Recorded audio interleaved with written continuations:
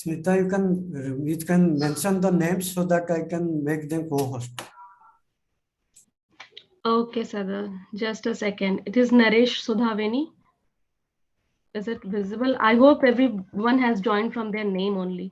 If anyone is there with the other name, please rename your. Yeah. The second one is Roger Shiraku, and then Shweta Kumari, Smriti Shukla. Just wait slowly. Hello. Yes, Smita, whoever. Akhil K and Maria Aurora Lolita, and then Alfred Adila. Alfred, I'm making co-host. And Then Tanya Banerjee. Tanya Banerjee. Total eight people are presenting in the session. Nipendra also? Nipendra? No. Okay. So who else? Amrita Singh. Amrita Singh. Amrita is it's Tanya, Alfredo, Alvarez Padilla, Maria Aurora, Lolita. Then Akhil K, Smriti Shukla, Shweta Kumari, Roger Shiraku, and Naresh Sudhavini. Naresh Sudhavini. I think all of them. Please send in the chat so that I know.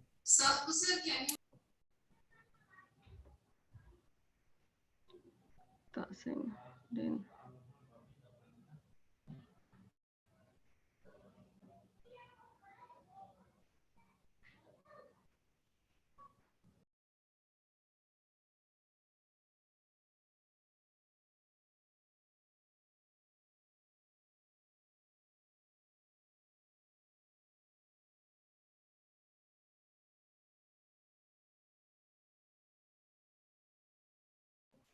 please, those who have joined, ping in a chat once so that we get to know how many presenters are there.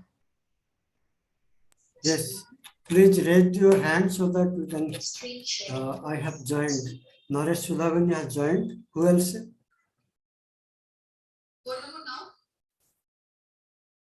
Who else? Okay, all right. Good evening, everyone.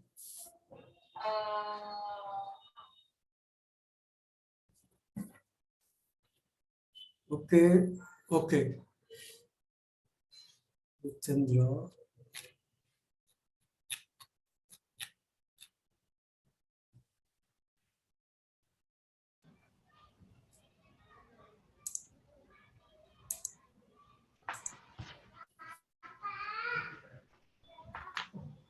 I think Smita, whoever is available, let them start. We can go always.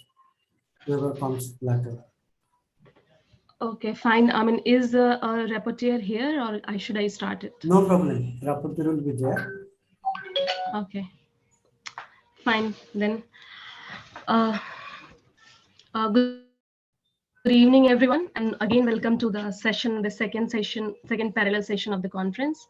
We just heard the first inaugural session and we got to know a lot of developments in the area. And here we will be talking about migration and governance, which is the theme of the second session. And I think understanding the concept of migration, governance, and the nexus between these two are extremely important to understand the trends, contemporary trends, and developments at present time.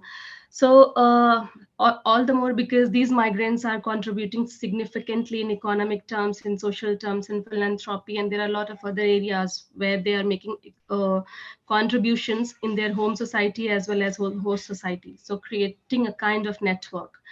So we all know that migration have become a regular feature in the political life at the many part of the world, and it is influencing global governance and touching upon various issues. It is influencing national sovereignty. Now we are talking about transnational citizenship. There are issues of creating individual identities in the countries they are migrating among the collectivities, how they are going and adjusting there, and what kind of networks they are creating there. So, I mean, there are a whole lot of issues, but we do see that even present time, largely migration policies are understood as immigration policies, basically. So what is required in terms of research, in terms of discussions and understanding, is to understand the concept holistically and to look at migration, immigration, integration, transnationalism. So here in this session, we will be talking about the same. The migration governance framework, we also known as MIGOF, they have they are incorporating the essential elements of safe, orderly, regular and responsible migration, and allowing people's mobility more freely with the well managed and well created migration policies. We have migration governance indicators as well, where many countries are trying to achieve the commitments at national and international level to make the governance more feasible. So, but however, seen that during the pandemic, we witnessed that how it disturbed the pattern of migration and how it all become standstill.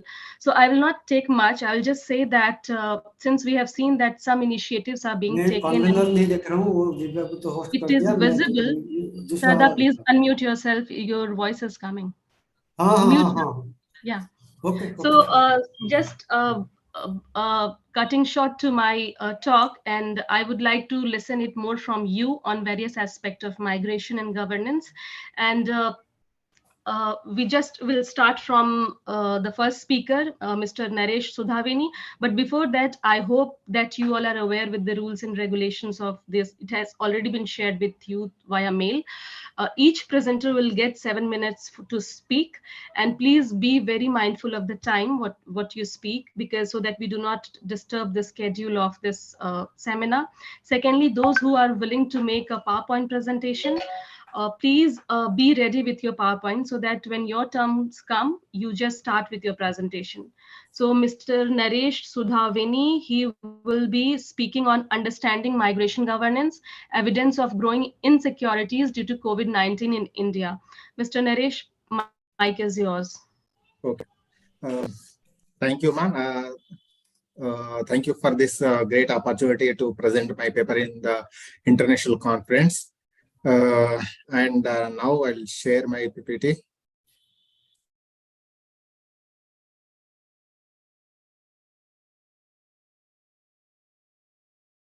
Yeah, basically I am going to talk on understanding of migration governance, evidence of growing insecurities due to the due to COVID-19 in India. And there in introduction, one of the goal of the UN 2030 agenda for sustainable development goals is migration. The SDG motto is to leave no behind, is a clear call for sustainable development to be inclusive, including all migrants around the world. At least 10 out of 17 goals contain target and indicator that are directly to relevant to the migration and mobility. The COVID-19 pandemic has significantly changed the context of the global migration, and from migration perspective, the pandemic is a source of the insecurities that challenges migrants and their livelihoods and migrants' governance. The meanwhile, curtailing in the movement has led to economic decline, affecting the labor markets for migrants' origin and host countries. This poses the multi-dimensional development challenges. With India as the 28 million Indian diaspora spread across the world and become second largest country in the world, has faced many challenges, especially labor migrants. And this paper draws a discussion that took place during the focus group discussion in the field survey for the ICSR research project. And this paper calls for a greater mobility cooperation between the countries and suggesting strengthening the mobility migration frameworks and policies for safer migration and right for migrants. The COVID-19 pandemic is a global health crisis of the century, with more than 100 million confirmed COVID cases globally. The complex impact of the disease, including the related to health, social, and economic factors, have been felt around the world. The economic impact includes the closure of business and loss of jobs, a short of good and prices hikes, resulting in a global economic crisis. And particularly concerning the developing countries, where migration is pursued as a livelihood path, the pandemic has triggered the return migrants from their host countries, while the mobility of would-be migrants has been curtailed. This crisis has disrupted the lives of the migrants and families who are rely on them through their loss of income and livelihoods, while also disrupting migrants' practices and process. The nexus of global health, economic, and migration crisis highlight the importance of the understanding the intersection of migration process, migration-related livelihood options, and how this play out future preparedness for the safer migration. And the study found the Indian immigration is particularly product of the inadequate economic opportunities and unemployment and economic disparities, regional inequalities in rural areas, that pushes people to leave their homeland. The recent trend is demand perpetuation of migration that's based on the social network through the ties of kinship, friendship, and shared community origin, etc. and all. Many migrants severely affected by this disruption in the migration, suggesting a potential emergency complex situation in the migration pattern and pathways. The disruption in the migration and remittances have had a profound impact on the migrants and migrant-sending households. The uncertainty of migration returning to pandemic levels and the potential of lasting consequences on migrants and migration patterns and pathways suggest that a future of greater risk and exploitation and a wider gap between the formal and informal migration. The pandemic created a new form of insecurity affecting the migrants and their decision concerning the mobility. A lack of preparation for the pandemic and uncertainties surrounding it create insecurities that challenges the migration and well-being and intensify insecurities around the economics, food, health, and personal and communal safety. Furthermore, the insecurities posed by the pandemic and the lack of clear and effective information on the versus of the virus and its health implications influences the decision, action, and the guidelines of the politician and the decision makers at points of destination and origin, that further exacerbated the insecurity of the migrants. The insecurities faced by the migrants are manifested in the form of loss of jobs and income and reverse migration, fearing their lives and their health, disconnection to their relatives, curtailed mobility, and the government response affecting the migrants and migration. The income gaps also increases, leading to further social discrimination. And many migrants reported that they lived in a pathetic condition, less working hours or no job, withholding of passports of the employer, and the denial of regular wage payments. And 36% reported that sudden job led to become irregular migrants. There was a wage kept by the employer in the Gulf countries, particularly during the COVID time. And the government still does not have the comprehensive policy on the labor migration or overseas employment. The return of the migrants means the significant of loss of jobs, jeopardizing their livelihoods during the pandemic, suggests that many migrants have been unable to send their remittances to home, either because of lockdown and the movement of restrictions, affecting their livelihood situations or because of the direct job loss. The decline in the flow of the remittances can have a significant impact on the income and livelihoods of individuals and the households who depended on the remittances.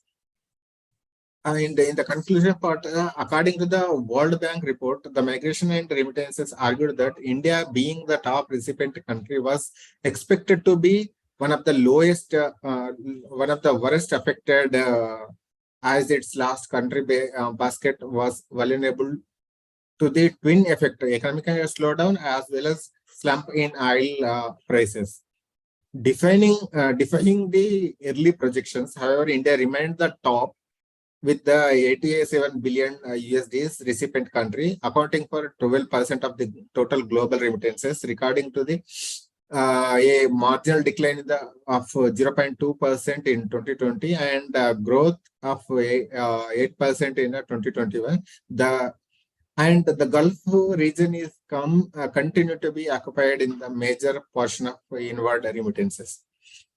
Border controls have limited the flow to and from the India, which impact the livelihood insecurity of farming households where earlier relied on pre-labor movements. Regardless of directions of migration flows and migration systems, feedback and mechanism have been interrupted by the state via border closure, lockdowns, and suspension of flights, etc.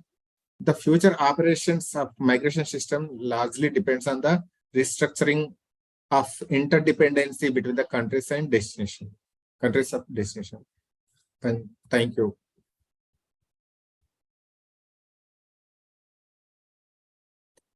This is how. Thank you so much for my your attention. Smita, are you there? Thank you very much.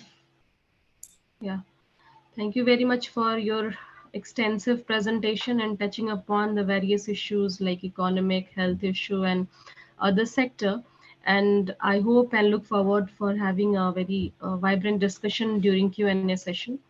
So I would like to now invite Mr. Roger Shiraku Muntende. I hope I am pronouncing your name correct, but please correct me if I'm not doing so. He would be presenting on impact of partnerships enabling migration policy coherence or incoherence. Mr. Roger. Thank you, Smita. You pronounced my name rightly, Roger Shiraku Muntende. I'm from Kenya. Let me see, share my screen.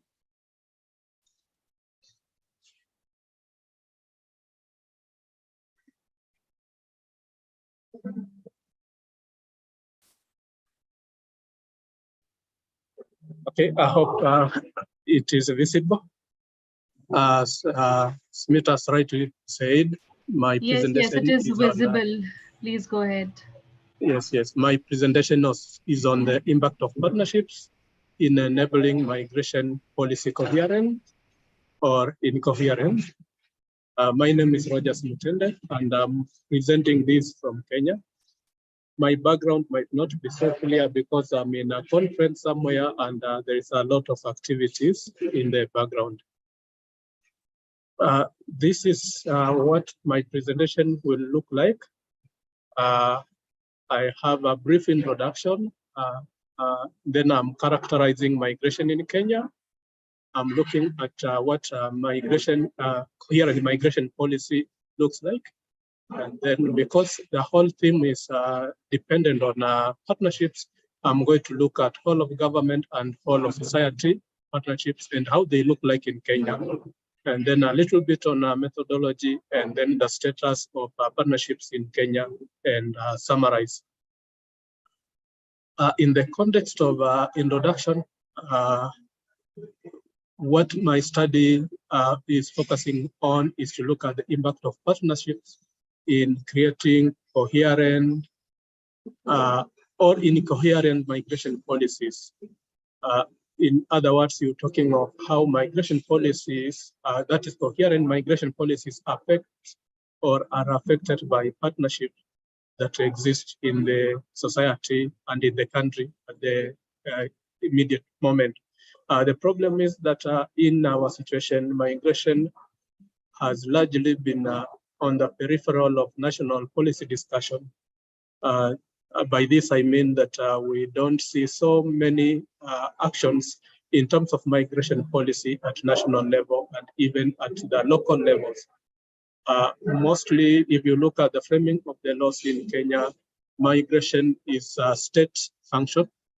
That means that it is an activity that is undertaken by the national government, whereas in the system of governance in the country, we have two, the county and the national government. This becomes a problem in terms of policy development. We can look at the reasons why we encourage partnerships in migration policy making in the context of cost-benefit analysis and the whole issue of what kind of choices are there when it comes to developing or engaging into partnerships. Who are the actors that you want to engage in the partnerships, and what level of partnerships you are actually aiming at?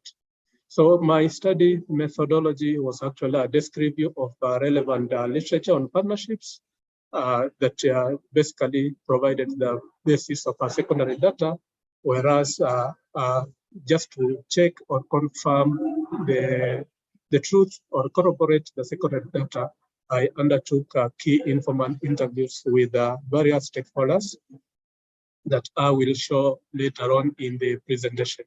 The method of analysis, mixed method, where we are using both qualitative and quantitative in establishing the correlation between partnership and migration governance in the country.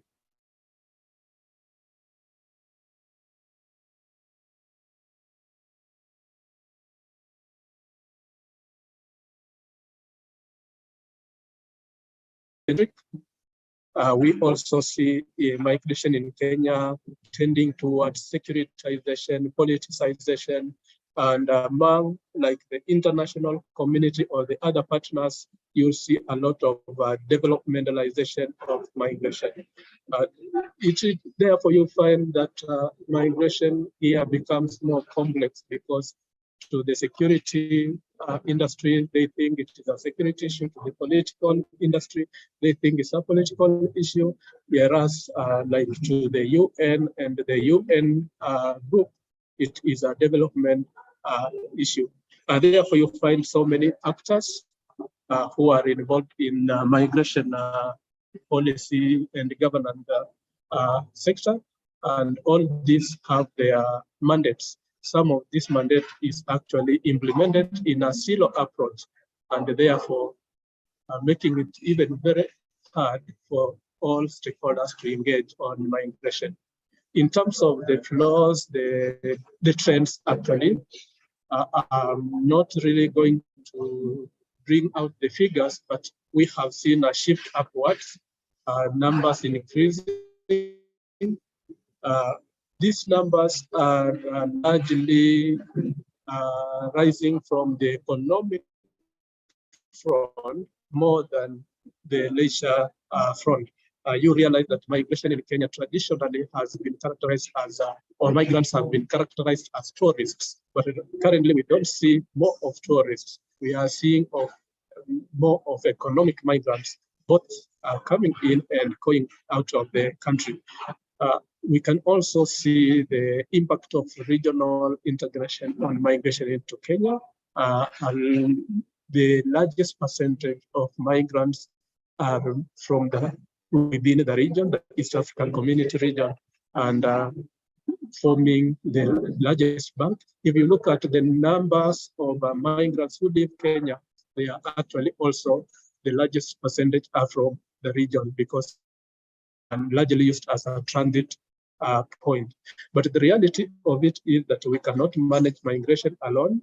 It is a cooperative endeavor, and therefore we need to establish networks. In other words, you argue that we need to democratize migration instead of demonizing migration as other guys will do. Therefore, how does our migration policy or the proposed migration policy in Kenya intend to look like? The migration policy in Kenya intends to look at this. This is what we call the balanced migration policy. A policy that one will address the national security issues are largely propagated by the state. A policy that would promote economic prosperity of the state and the citizens. This is largely because to address the issues of host communities due to migration, and then to protect the people, the migrants themselves. And that is why bringing in the approach on human development in migration becomes important in establishing a balanced and a coherent migration policy. In this context, we're looking at the whole, the three players, the state, the citizenry, and the global community. The global community here includes the migrants themselves in deciding the kind of policy that is favorable for them. We cannot undertake this if at the national level or at the country level, we don't have a culture of good governance. Therefore, you find the foundation of having a coherent migration policy is a governance system that is undergirded by good governance. But on the other side, as I said before, this is a state endeavor. The state as a country, it needs evidence that actually migration is happening. Migration is an issue that requires a policy intervention. So in the whole thing of creating, establishing partnerships in migration governance, we have seen in Kenya an attempt through the establishment of national coordination mechanism on migration, that is the green band in the middle. This is a national interagency. Its work is to oversight migration. Oversighting in this case means bringing together all migration stakeholders to a discussion and overseeing that the policies, the decisions, the discussions on migration are undertaken in a coherent manner so that we don't end up with sectoral policies that don't speak to each other. And the membership of this national coordination, first of all, we have the government side, where we have the national ministries, departments, and agencies of the national government, as well as the county government. As I said in the introduction, in Kenya, we have two levels of governance, the national and the county government. So we have a framework where all these government agencies meet and discuss issues of migration, including the development of national migration policy. And then because we have talked already of the government role on being a key actor in migration, this gives us the whole of government approach to migration policy, or migration governance in the country. On the other side, we also have stakeholders. We have civil society organizations, we have faith-based organizations, and NGOs that have an interest in migration industry in the country. And we bring them in to the mechanism as now our whole of society. And then on the outer side, we have the global partnership or the global partners who are the international organizations and the regional economic community. All these are members or partners in NCM, and this gives us the three levels: the government partnership, the civil partnership, and the international partnership on migration. Any proper partnership on migration is undergirded by principles. So what will be the principles guiding that partnership. That is one of the considerations. What will the objectives of the partnership? What are the functions of the partnership?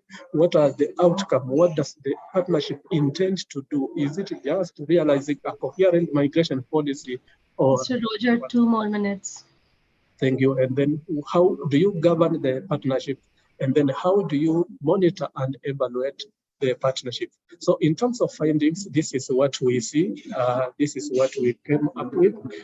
We have omnibus policy, in which this policy collapses all sectoral policies into one, and therefore this ensures policy coherent.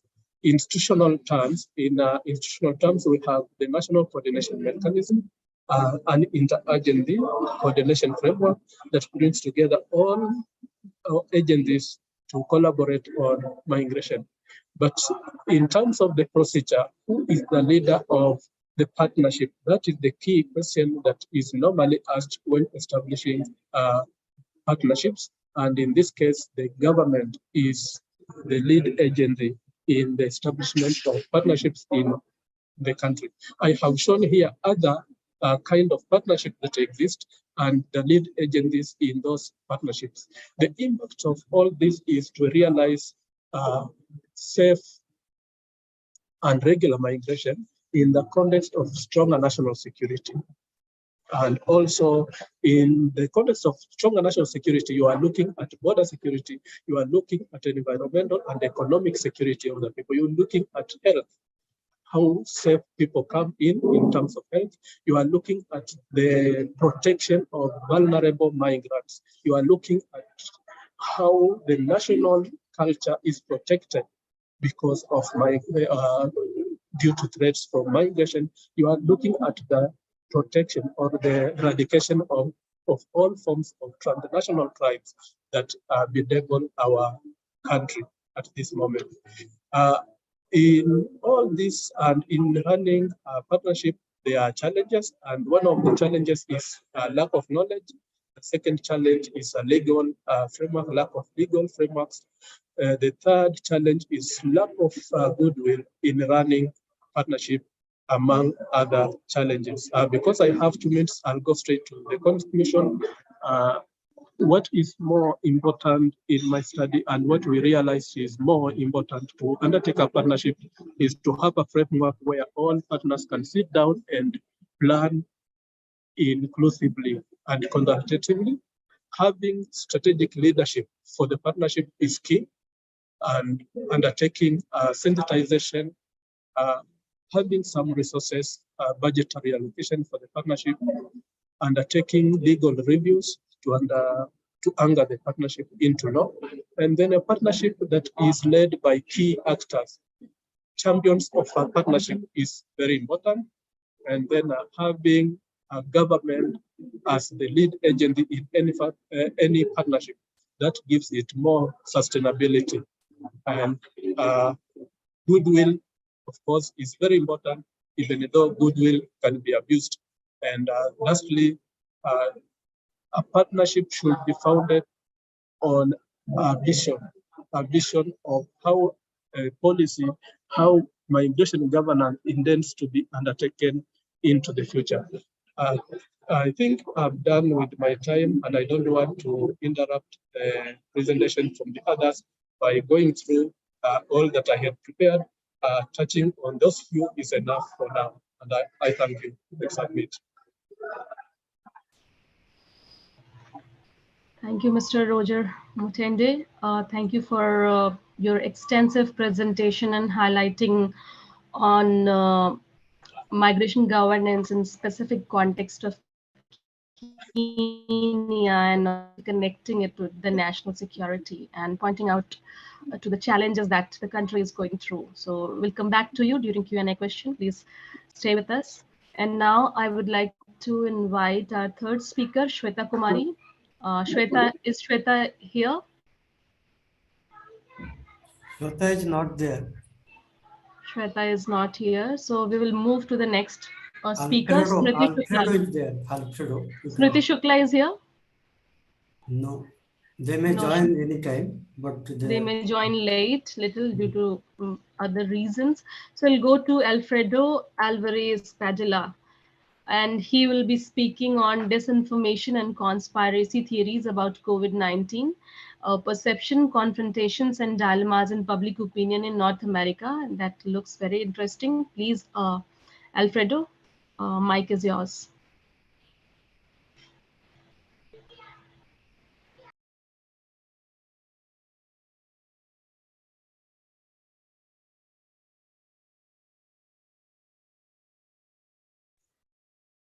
Yes, do you hear me?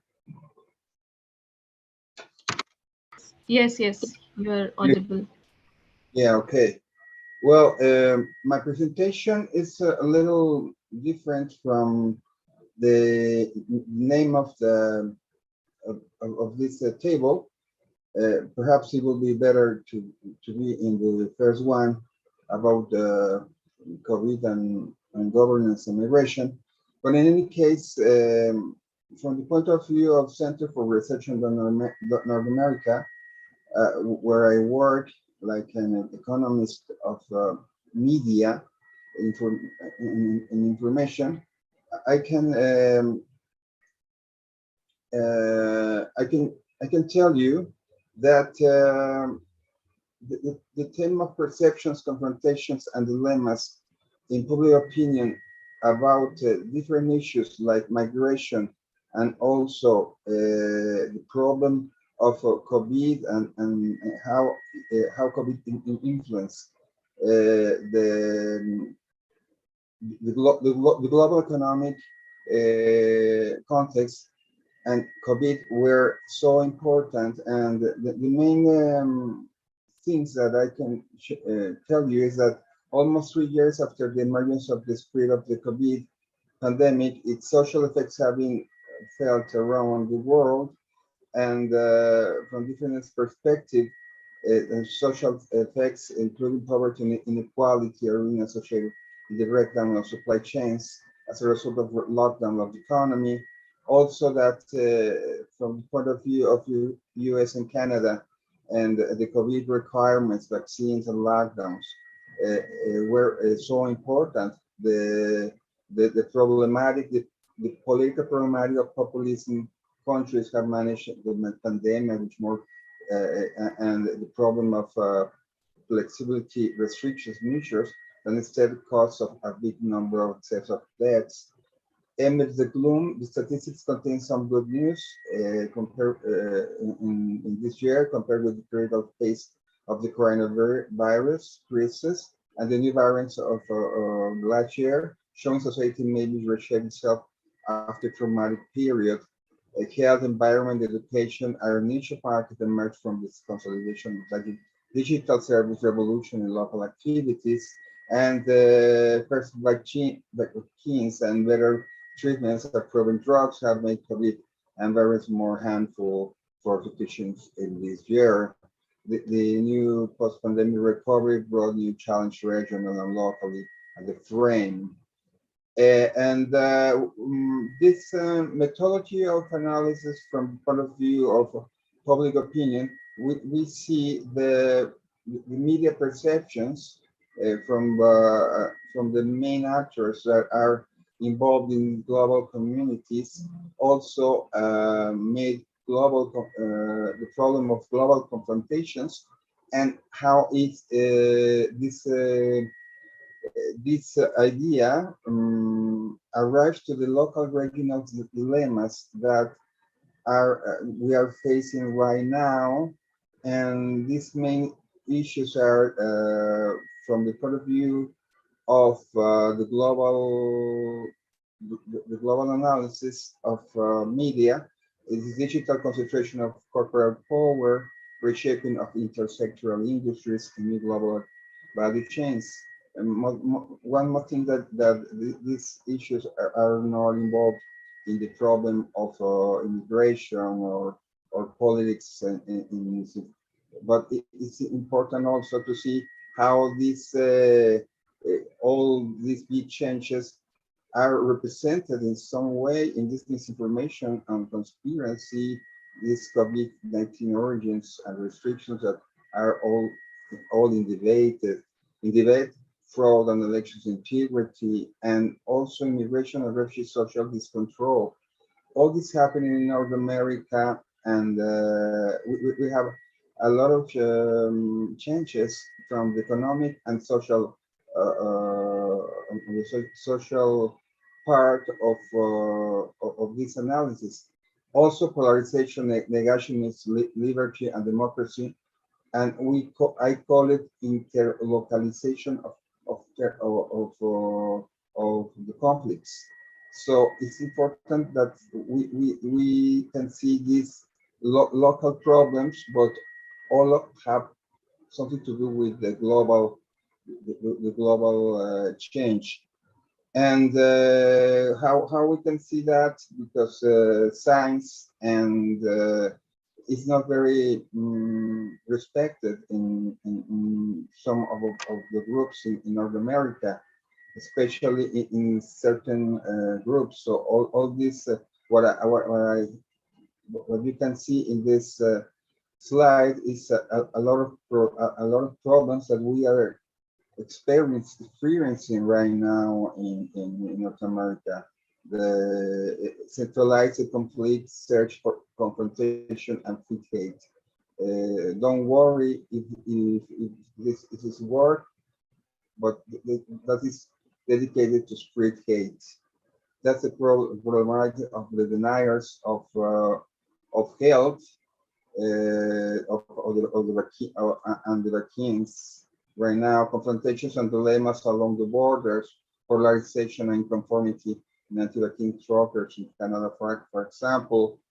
And finally, this thing of electoral governance post-COVID-19 impacts on local communities in the USA, consequences and possible ways of improvement on social and political disparity. So, for example, innovation and increased productivity is going on, great demand of information technologies in all economic sectors, disruption of jobs and skills, wage inequality with full employment, more digitalized communities, social and digital governance, and social resentment about COVID-19 governance. That's a very problematic moment right now after post-COVID, and this has in the social consequences are let's say to say that somebody say that it's better to declare a pandemic amnesty, avoid hate, crime against government, and resentment against persons and authorities who enforce lockdowns measures during the pandemic, an electoral amnesty, accept the election results, the rule of law, the rejects voter suppression, respective forms of participation, especially for citizens, for minorities, and just for polarization in process of economic and political change. It will be very important in this process. Also, that the politicization of local issues like education, policy funding, avoided disregard to false information in social media that foster cancellation of culture, prevailing individuality and collectiveness, refocus on new social agenda to balance interest in campaign financing to more vulnerable population. So all these big issues are passing right now, and it must be important that the diaspora role must be more important in our countries. For example, this diaspora of Unida Us is an organization that advocates to the promotion of human and effective, let me change this, effective federal immigration policies that promote and defend family unification and support the integration of migrants. In the context of the pandemic, the organization has supported migrant communities in the United States by developing inclusion initiatives and by providing protection to migrant workers who have been defined as essential workers during sanitary crisis. The organization has advocated for the inclusion of migrant populations in national health systems, regardless of their immigration status, that enable them to have access of social benefits in the current context. That's important because Unidos is a nationalist Latino civil rights and advocacy organization, condemns the politically motivated attack, for example, right now targeting houses to Nancy Pelosi and resulting of grievous harm to their husband. We as a civil society have agency in protecting our democracy and our another from holding elected officials and leaders accountable for their words and others to their silence, to advocating for regulations that stem the proliferation of disinformation, hate, and radicalization in digital and other platforms, to support each other, participating in our democracy, and reporting and intimidation. No community is immune for the consequence of hate, and it will take of all communities to fight it. Democracy belongs to us regardless of political party, and it's on all of us to protect it. Protect it. So I will finishing this presentation with this thing of the decision fight against inequity practice and manipulation in public opinion interest issues. Also, the Atlantic Emily Hauser put something like this: the gloating and defensiveness continues to gobble up a lot of social energy and to drive the culture wars, especially on the internet. These discussions are heated, unpleasant, and ultimately unproductive. In the face of so much uncertainty, getting something right had a hefty element of luck, and similarly, getting something wrong wasn't a moral failing. Treating pandemic choices as scorecard on which some people walked up more points than others in preventing us from moving forward. So, for your attention, thanks, and I let this presentation run out. Thank you very much, Alfredo, for your focus on information, disinformation, and the politics around COVID-19 in North American countries, Canada, Mexico, and US. Looking forward for the discussion. Now I would like to invite Tanya Mukherjee, Tanya Banerjee, I'm very sorry, it is Tanya Banerjee, and she will be speaking on the invisible migrants contesting citizenship as the agents of power.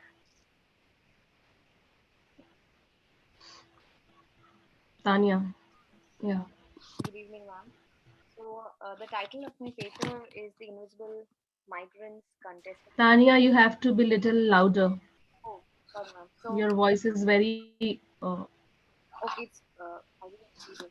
So the name of the paper is The Invisible Migrants Contesting Citizenship as the Agents of Power, and so this is because one of the paucity of time and space was that because this is one of my MPhil works, so I did it. The methodology was basically focused on the secondary sources, and it's mostly qualitative in nature and exploratory. So first of all, I would like to say that how do we look at migration? So the four speakers, they've already mentioned about the different vagaries of migration and how it has been defined and what are the different incapacities which has really impacted migration as a process. So we see migration as a dichotomous process where at one hand there is a fixation and a rigidity, and also there is an arena where people can move and actually experience the new travesties and opportunities. So therefore the space for the migrants, especially in India, which is the city, becomes a paradox of inclusivity as well as denial of the assimilation of citizens by the state and as well as in a city. So, and especially when we just a minute, sorry.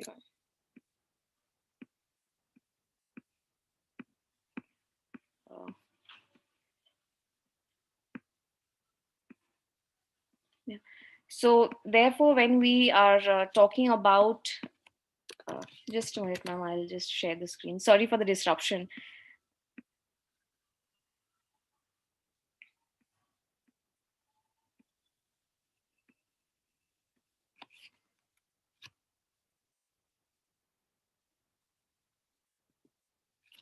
So therefore, we see that generally most of these migrant workers are involved into the informal sector, and these informal sector is considered to be a repository of the capital generation of most of the migrant chunk.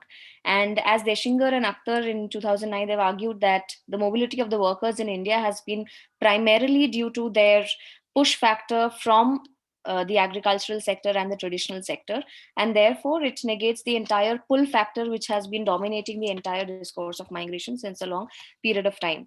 So therefore, in a city, when a migrant moves, so the welfare provisions of healthcare or social security, they are somehow embedded in the citizenship framework in a very different manner, where there is this component of illicitness, and constantly they are construed as the other. So a notion of the us versus them is constantly endowed on them, and therefore it kind of exacerbates the experience of differentiated citizenship. So this paper revolves around two major questions, which is that how the role of state and the legislative framework has been defining the presence of internal migrants in the city in India through the lens of citizenship, and also catering to the period of the pandemic. We see that though there has been disruption and the challenges in the labor market and the city due to pandemic, so how have the internal migrants in India, they have re-emerged, or rather emerged as the political subjects, where they are subjected to various vagaries of the state and the rules of the state, and also they have been using their own agency. So we'd be seeing that how they use their own intersectionality of the agency and subjection at the same time. So in this case, we see that Chandrasekhar Ghosh and Rogers and others have argued that there has been a proof of discrimination of decent jobs or higher wages in the city, and it is very much parallel across all the social categories and the social cleavages. So therefore, in this sense, the new trends of migration patterns has been very different, where we see a component of the transit labor which has been happening. And in this triumvirate of migration, employment opportunities, and the labor requirements, we see that the migrants are continuously in a state where they are claim making, either through formal or informal mechanism, and they're in continuous negotiation with the state. So their politics kind of lies in the everyday politics which they are living in their lives. So we say that in order to become a citizen in this space, which is called as the city, there are a lot of dilemmas and the challenges which the migrant goes on the everyday basis. And this informality in terms of the opportunity, in terms of job, or in terms of even their housing and their sanitation and their staying at a place, it depends on a lot of the distance from the source or the destination, as well as different categories. So this major category has been defined as the footloose labor, because the children, the women, and the men who are considered as the reserve army of labor, as John Bremen talks about. And but still we see that they are economically accepted but socially rejected. So in this case, we see that their present voices, they remain unheard and unnoticed. And in this scenario, the city which they are living into, they are somehow again undergo the non-inclusive and the exploitative attitude of the state and the city, and the inequalities and the poverty again gets reproduced at the work destination. So therefore, in case, as Bhagat has argued, that there are a number of challenges as far as the internal migrants in India are concerned, because he's talking about the informal nature of the employment scenario, and also the vulnerabilities of the migrants in terms of inaccessibility of the trade unions, the welfare benefits, the minimum wages, and also the very fact that this entire idea of the circular migrants, so their temporary and mobile nature of the employment and the lives, kind of makes them outside the ambit of citizenship, outside the ambit of the identity and the official count and enumeration, and therefore they are excluded from the urban governance as well. So when I look into the literature review, I would be talking about some of the work which has focused on the citizenship and how there has been a mutation of citizenship, and the migrants, how they are making a place for themselves in the so-called. You're not audible. Am I audible now, ma'am? Yes, yes, yes. Yes. You are not sharing your screen, right? You are. Yeah, I have been because sharing the screen. Oh, because screen is not visible, but we can hear you. oh, okay.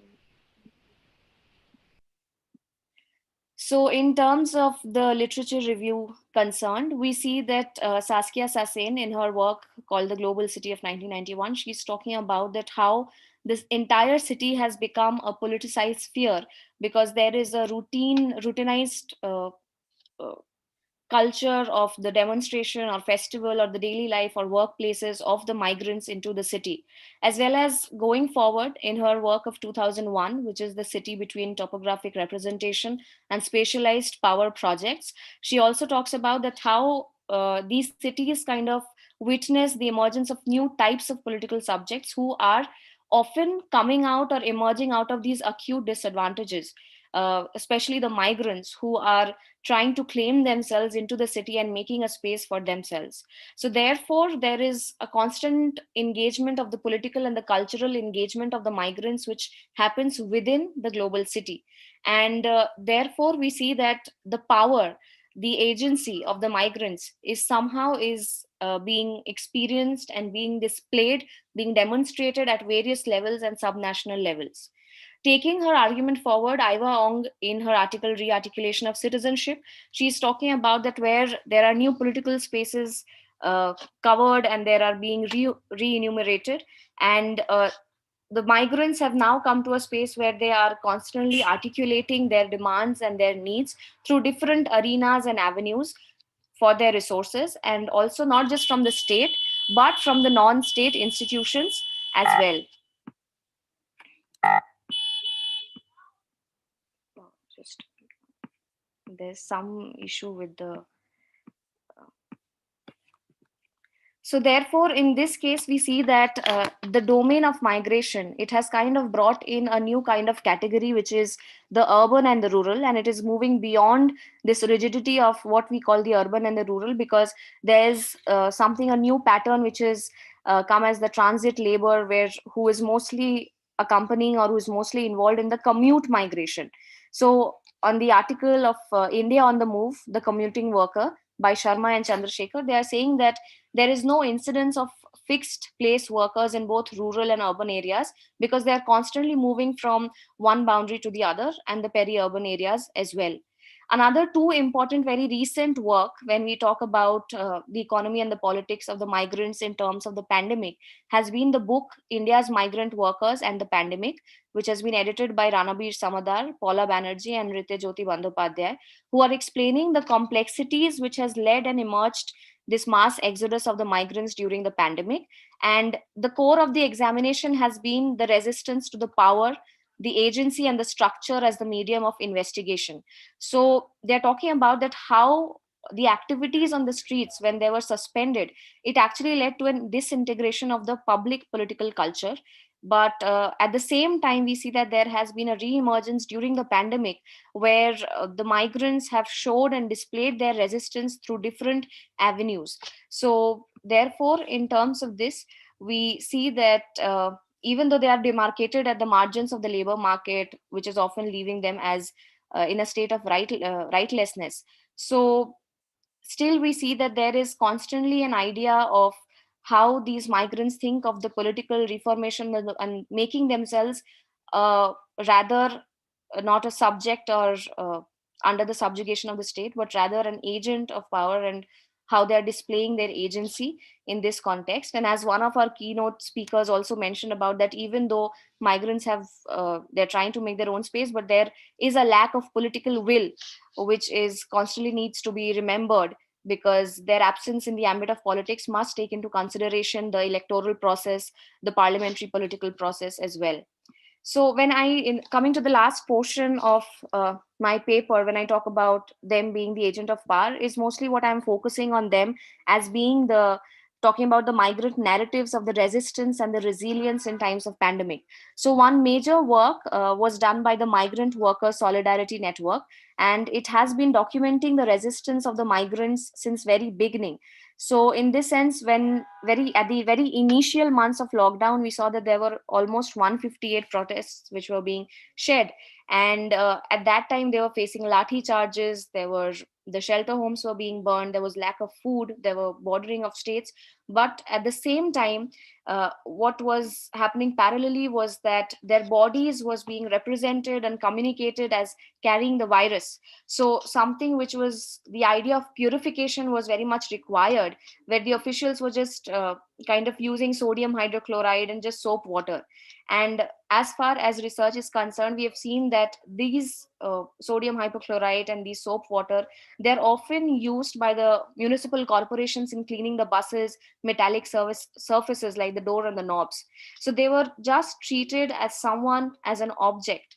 So in this sense, the migrants, what they had in tool for empowerment was only the resistance, and to appeal to treat them as citizens and as of the sovereign land.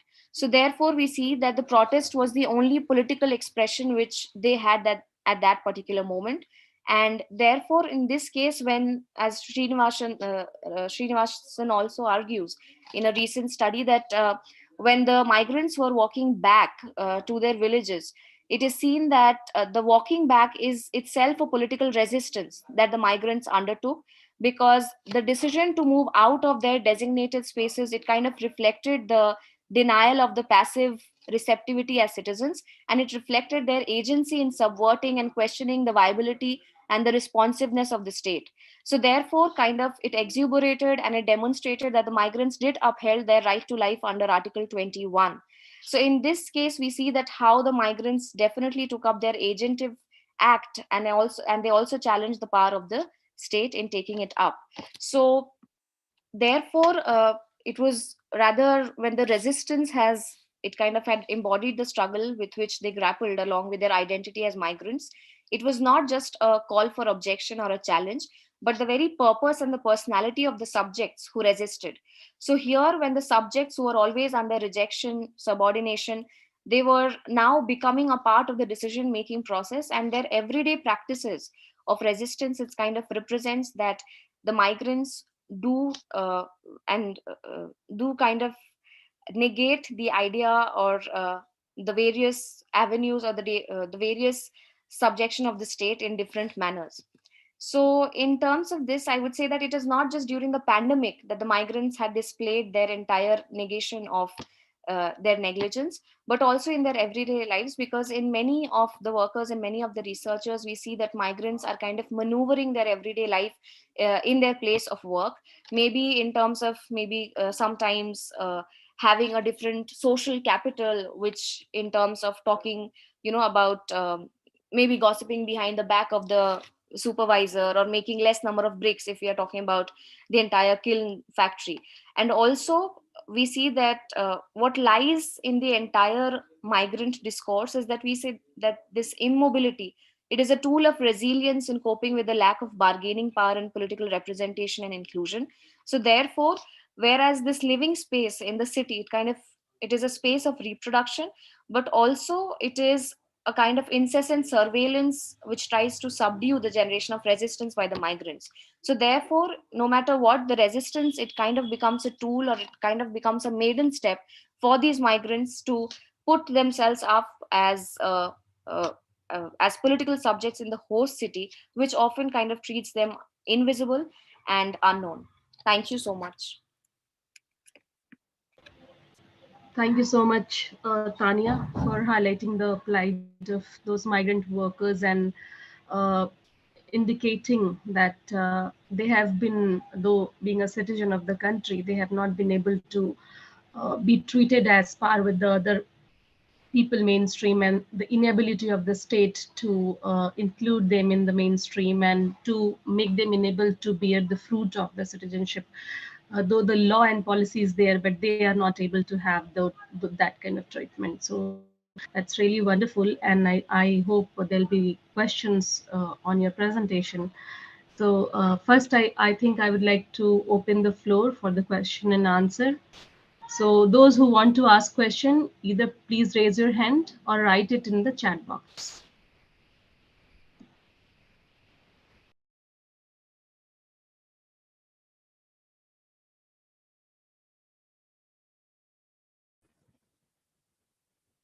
Raise your hand if you have any question to any of the participants. We heard 4 participants, And if you have any question for them, please raise your hand or write it to the chat box. So I will read it out.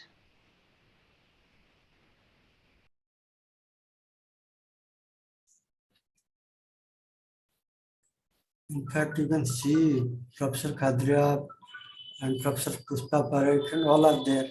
Here. I'll invite them after the Q&A session. I think we will have this.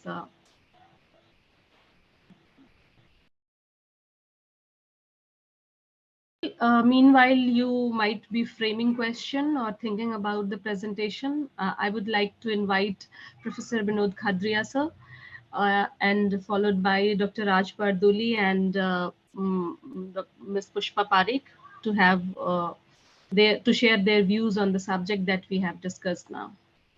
Binod Khadria, sir. Professor Binod Khadria, sir.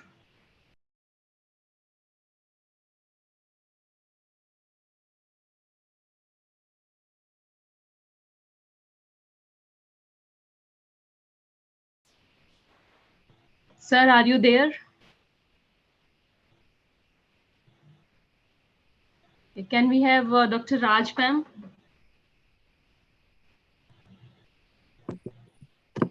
Okay.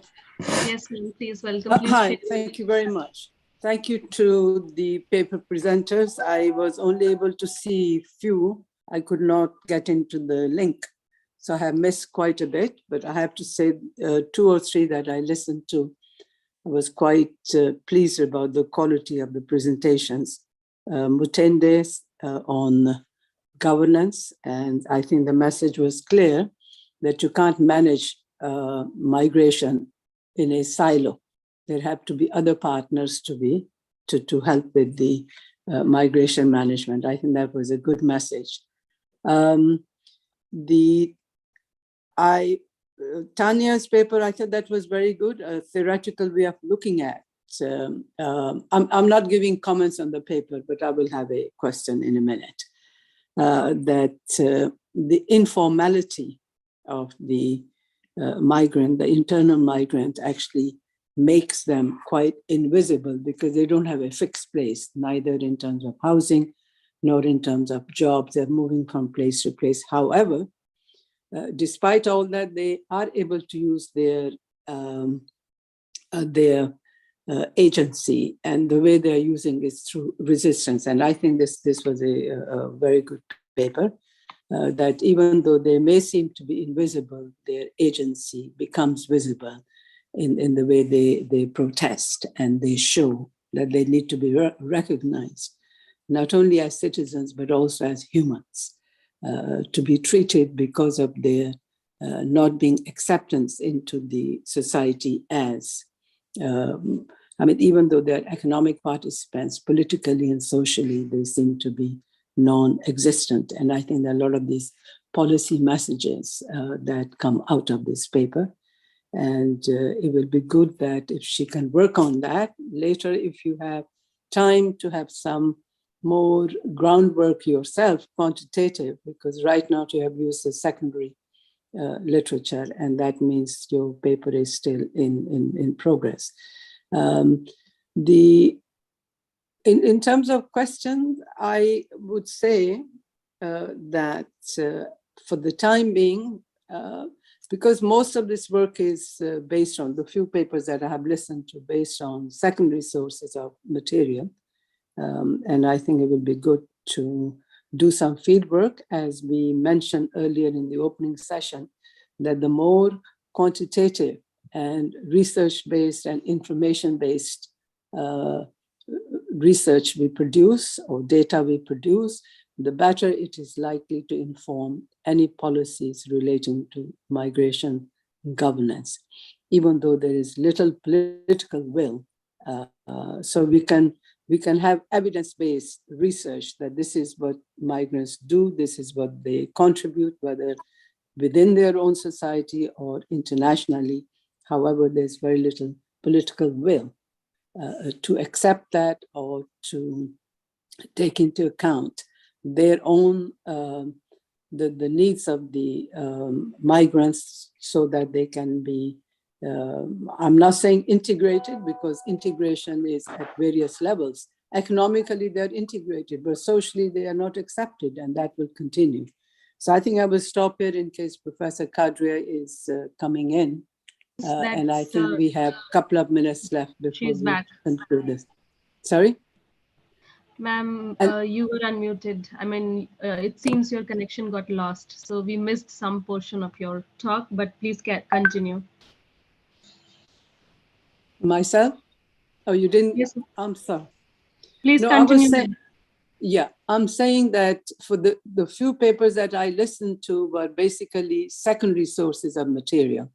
And earlier on in the opening session, we did mention that this area needs to be informed by data information that will be evidence-based when policies are designed or policies are put into practice. So if we continue to have, so it's very important that this is a challenge to the few papers that I listened to, that perhaps if you have time, inclination, or desire, see if there's some kind of quantitative, some research could be done into these areas, taking some case studies. Okay, right now, it's a little bit general, the informality. We know that often when people are moving from rural areas into urban areas, there is informality. It takes time. Whether you move to another country, from one country to another, initially there is some adjustment period that you just do odd jobs to pay your bills. So this is very much a phenomenon.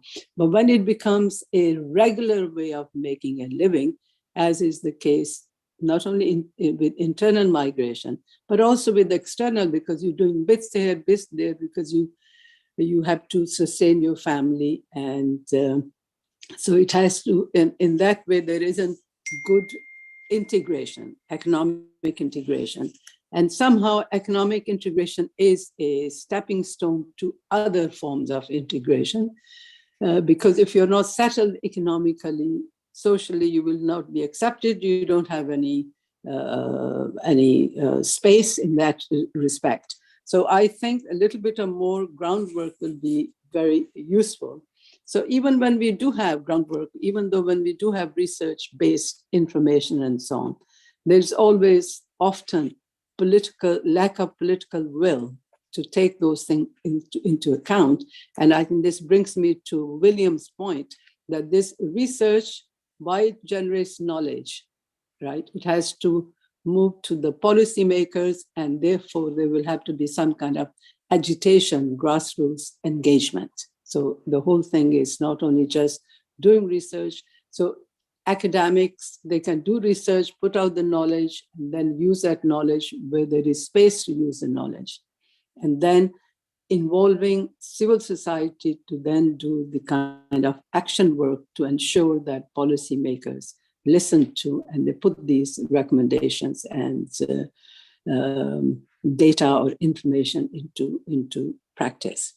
I think I don't have much. There were, as regards the perceptions, the media paper, it wasn't very clear, but the misinformation is actually worse than having no information, because misinformation, not having correct information, will shape the narrative that will come out. And often migrants have really suffered from the negative narratives which continue to come out all the time. I'm just reading a book by Jest, and he's saying how the whites are becoming a minority. This is a new minority. This is a narrative, and this is a professor who's writing this, that now we find that in North America or in the US, the new minority is the whites, because the blacks and the browns are taking over, or the migrants are taking over the country. So I think these narratives have to be responsible. Even the academics who put out, because once you have propaganda, that shapes people's views and that shapes public political policy, and that affects the public, that affects migrants, that affects societies, and so on. So I think it's very important that the whole thing of misinformation or disinformation should be taken with a pinch of salt, and again backed by research, which will say this is not true, this is wrong.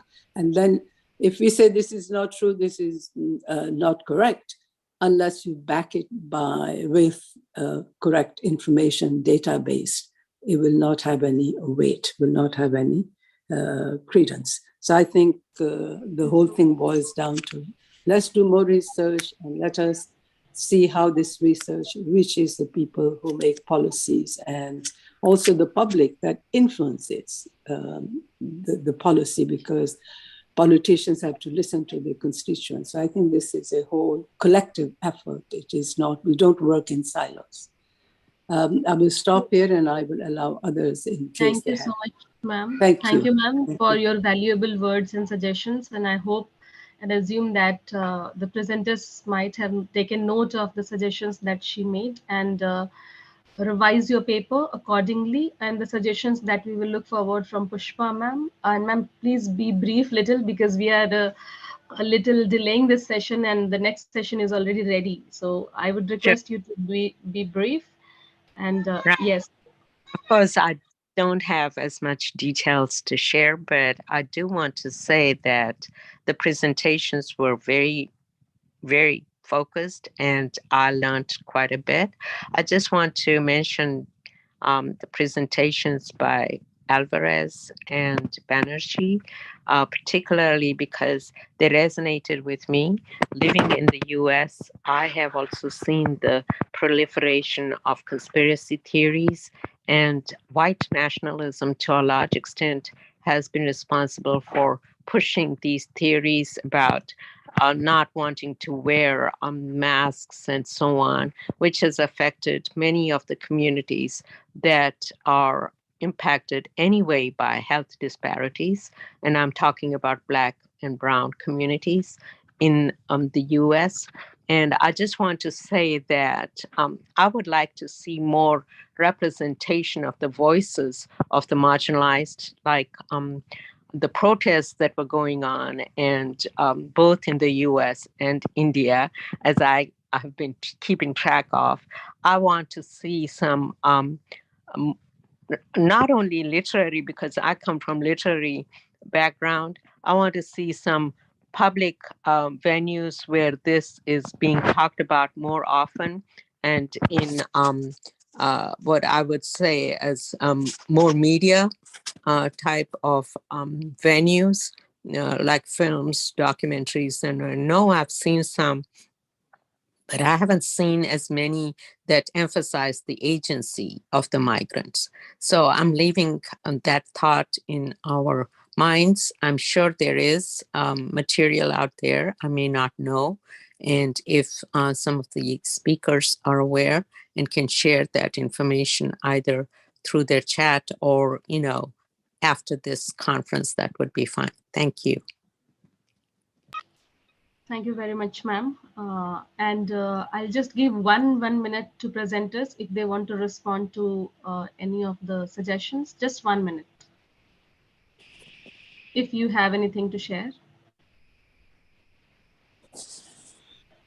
Thank you so much, ma'am. And thank you to both for your valuable feedback. And because I would definitely, for my PhD work, I would pursue the groundwork, because this was MPhil, and also I did it in the period where pandemic just hit us. So I was really very disheartened that I did it mostly through the literature. But I would definitely take this forward and this build on the conception of the informality and as well as agency, as Pushpa ma'am and Raj ma'am just mentioned about. So thank you so much. Without delaying, I just want to really thank both of you. Alfredo, you want to share something? Yes, for me, it's very important right now to, like Pushpa says, to know what is going on with all the different communities in the United States. These protests must be harder, and I don't see a lot of that. I see the protest from the white people and from the protesting now for a kind of culture that is not it's not for the minorities and for the diaspora. So I think that something is going wrong with this media also. And it's important to know what is going to happen. And I found all the presentation very interesting. The way of economic prosperity, human development, national security are very important to know what is going on with this the thing of migration governance. So in all the presentations for me were very interesting and add some issues to discuss the problem of migration and communities. Thanks. Thank you. Thank you very much. Very briefly, Roger Mutende. Thank you, Smita. I want just to thank everybody who listened to my presentation, especially the feedback I've received from the two speakers. I want to thank them for the feedback. Of course, your voice is echoing. I think your voice is echoing. It's just not very clear. It's not very clear. I think now I'm clear. Am I loud? Is it perfectly audible to others? Because I find it little echoing. But yes. It's okay. I just wanted to say thank you to the feedback that I've received. And I'll have to go now. I'll work on the document and I'll have to bring in some primary data, which I'm collecting. Roger, it is not clear. It's not clear. You can simply write on the chat box otherwise. Your voice is not clear.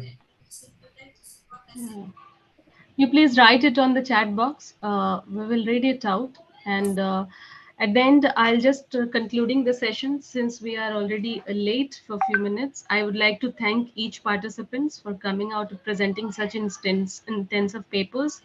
And also I would like to thank Dr. Raj ma'am, Ms. Kushma Parekh for giving their valuable suggestions and all the other participants who are being present here. Two announcements before we go off.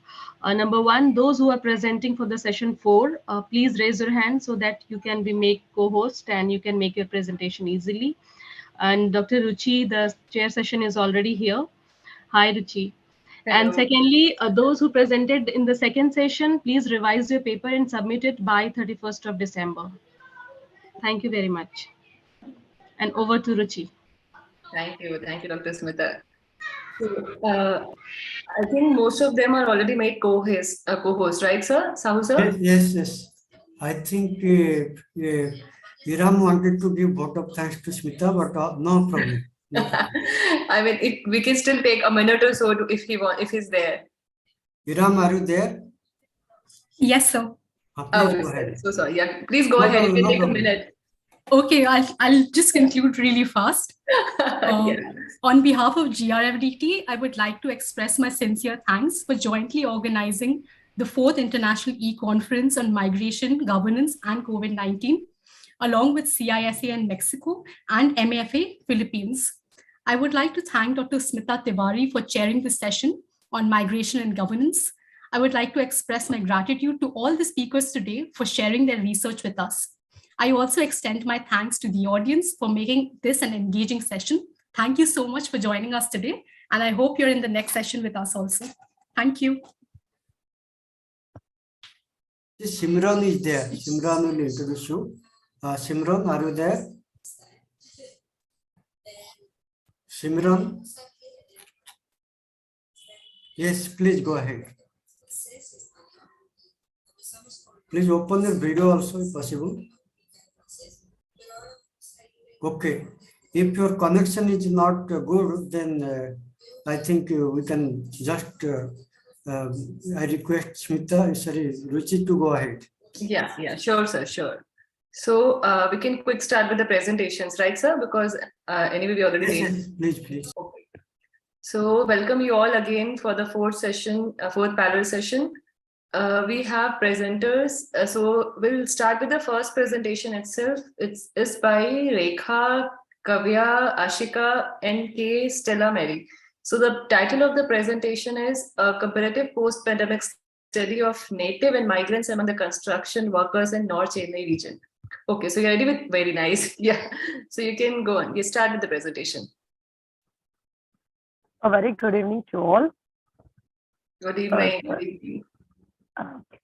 So the topic of our presentation is pandemic and its effect on native and migrant construction workers of North Chennai region. Rekha, can you open your video also if possible, because you are recording also. Okay, sir. Yeah. Thank you. I think there are some bandwidth issues, sir. Okay, then bandwidth issue, you can just whatever good for you do. Yeah. Am I audible to everyone, right? Yeah, you're audible and visible. Yeah. Go ahead. Okay. So as per the 2011 census, it's clearly said that there are around 453.6 million migrants, among whom 46 million have migrated from one state to another in order to seek employment in the dynamic industries. So basically, these migrant workers are primarily employed in the domestic workers. The large sectors employing migrant workers are transportation, mines, construction, domestic work, textile, bricklaying, and rent. So the Indian construction sector plays a very important role in channelizing investment for sustainable development. So as rural to urban migration is increasing in India for both the short term as well as in the long term movement, the migration depends largely upon the construction sector for the employment opportunity. So due to the breakout of the novel coronavirus, so it had a huge impact on the economy globally as well as in our country. So if we take India, it's considered to be one of the worst hit nations by the COVID-19 pandemic, and it had a negative impact across the country. So like it might be in terms of a health crisis, it also severely affected the global economy and financial market also. There was a significant reduction in income, a rise in unemployment among migrants and non-migrants, and disruptions in the transportation, service, and manufacturing industry. So to take a large proportion of migrant workers works in an informal workers as per 2011 census, and thus face a denial access of subsidized food, public health facilities, and other security schemes also. So one of the objective of the study is to attempt to culminate in a normative approach towards the problem of economic and social vulnerability among migrant informal workers in urban dwelling. So among different communities, my study basically focused on North Chennai region. So among different communities in Chennai, we specifically focused on North Chennai. The reason for that is that a large number of people in the North Chennai reside here due to the lower rent. So apart from that, as compared to the South Chennai, the rent is very less, and people that majorly from the informal sectors reside in the North Chennai region, and the availability of the work that is majorly towards the informal work is very high in the North Chennai region. So they can quickly get into the job, and it is almost near to the Andhra also. So many of the people migrate from Andhra Pradesh to the Tamil Nadu. So as the standard of living is low as compared to the North Chennai region, the present study mainly analyzes the socio-economic status of the migrants and that of non-migrant construction workers in North Chennai region. The reason is that many literatures have started to focus on the problems faced by the migrants, etc., etc. So it's clearly visible from the majority of the literatures problems faced by the migrants. If we compare the natives and the migrants, it will be easy for us to understand who is availing what and in what aspects the migrants are lacking as compared to the natives. The study further focuses on the full factors which influence the migrant construction workers to migrate towards North Chennai region. The indicators used to analyze the wage gap between the male and female workers are, that is, the comparing the number of working hours, wages earned by the male and female, promotion and the experience of the workers, and the post-pandemic impact of the among the migrants.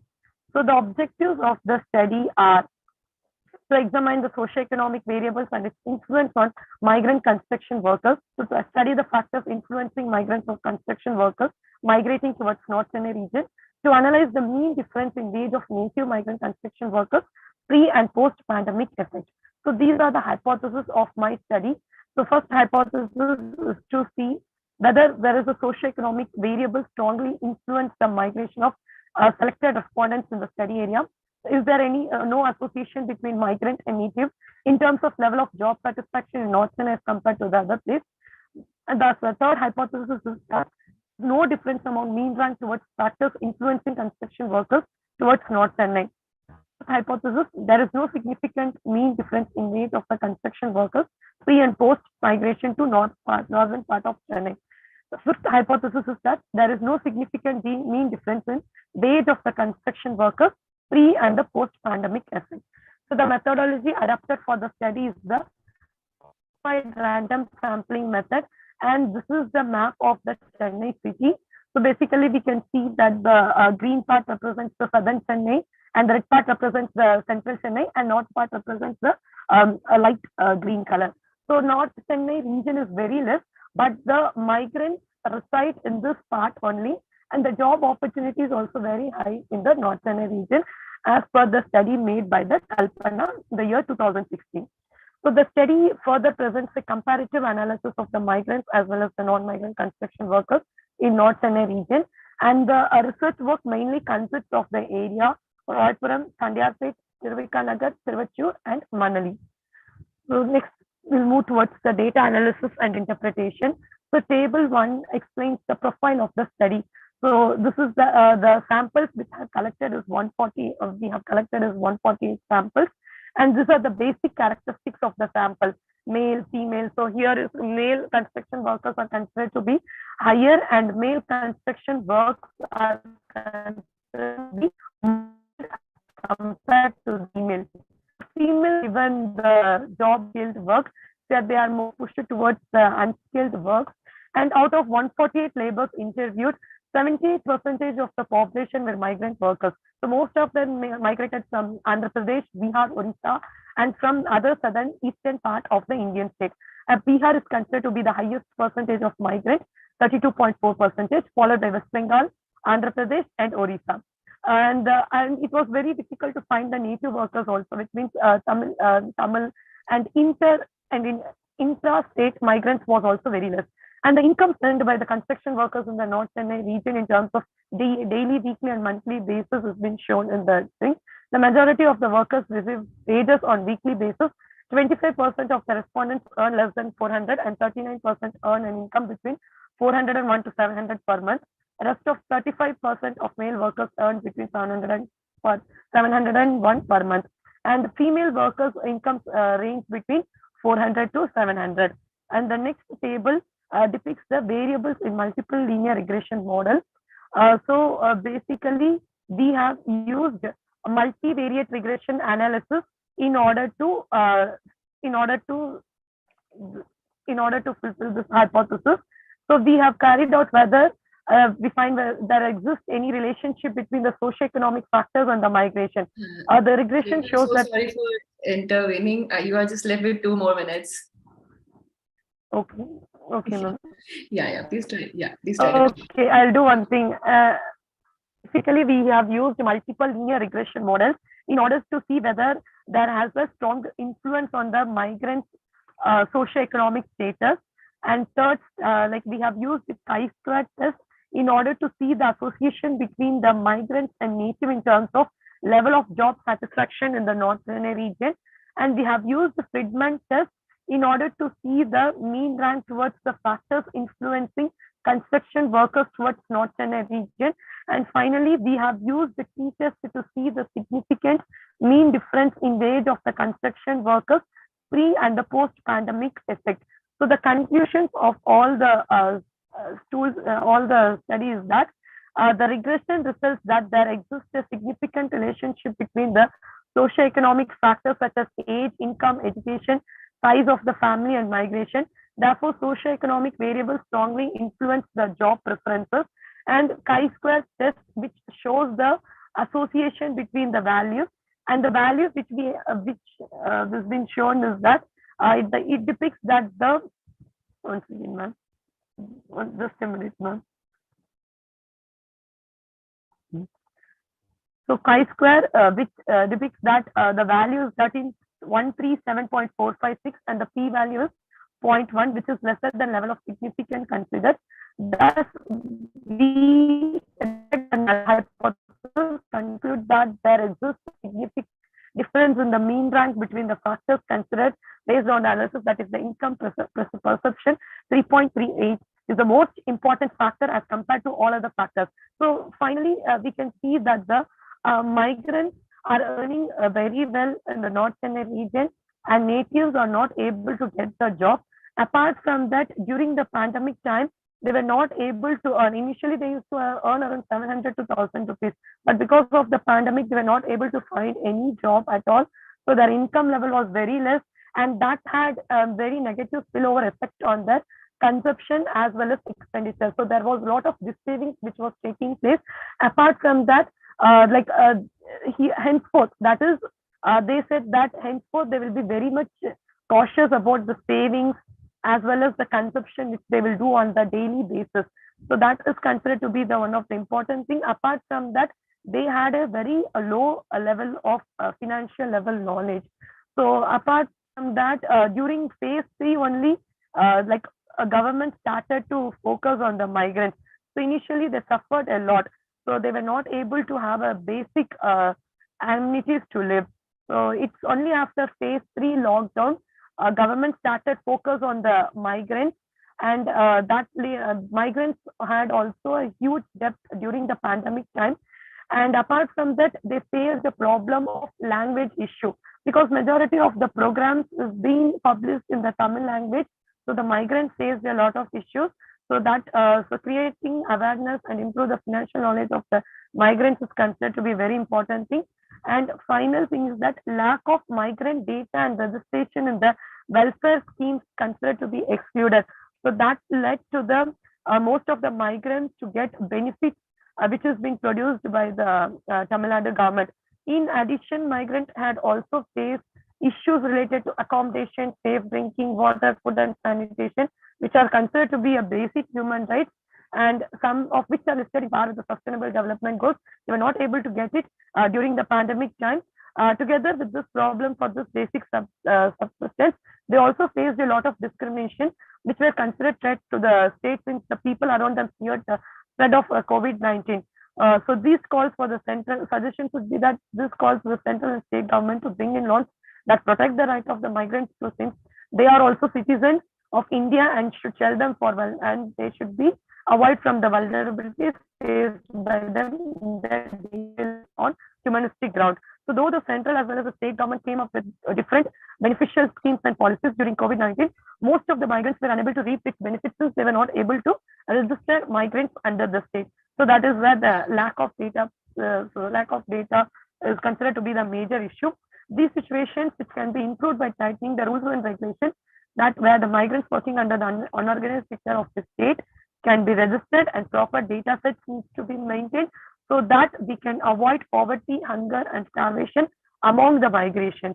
So the initiatives taken by the central government towards migrant workers is applicable, but the Tamil Nadu government has not taken appropriate measures during phase 1 and phase 2 thing. So it was only after phase 3, that is majority of the social media was lying with all the issues related to migrants. During that time, they started to focus on that. So reason might be due to the improper data, and only few migrants registered in the migrant portal. That's concluded, Rekha? Yes, ma'am. So I can see the amount of work you and team has put in the drafting of this paper and the amount of research you have conducted. But as a conference, we have limited time. So thank you for your presentation. I can see it's very exhaustive, and the amount of efforts you and team has put is really commendable. But due to paucity of time, I have to intervene you quite a few times. So please bear with that. Okay. Thank you, Rekha. Thank you, ma'am. Thank you, ma'am. Yeah, so this Q&A and everything we'll talk in the discussion time. So let me go ahead with another paper presentation. So next paper is by Bharati Maurya. The title of the paper is Push and Pull Mechanism of Textile Migrant Workers in Urban Region of India. So Bharati, you are there, right? Yes, I'm here. Yeah. Are you going to share your PPT? Yes, yes. Yeah, please go ahead.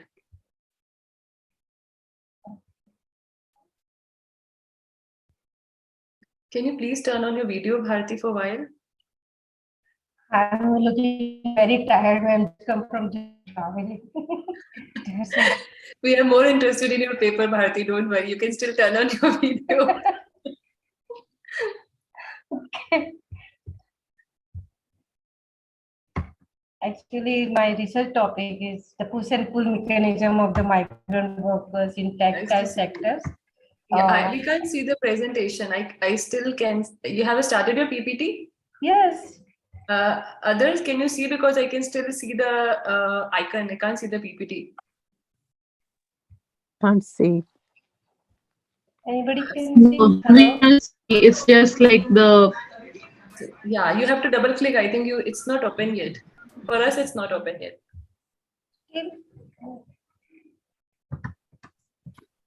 Bharti, first you open the PPT, then you. Sir, I have already opened PPT, sir.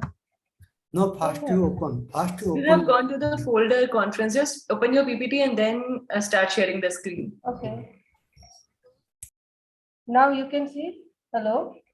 No, Hello? no, we can't see. We can't see. I have already said. No. Actually, what you do, you close first. You don't Yes. share first. Okay. First you open the PPT, then you go to share. Okay. Close this folder. Open this PPT. Apart from the Zoom link, then share the PPT. Okay. I'm just stop sharing Now, and yes. start. First you open that, then you share. Okay.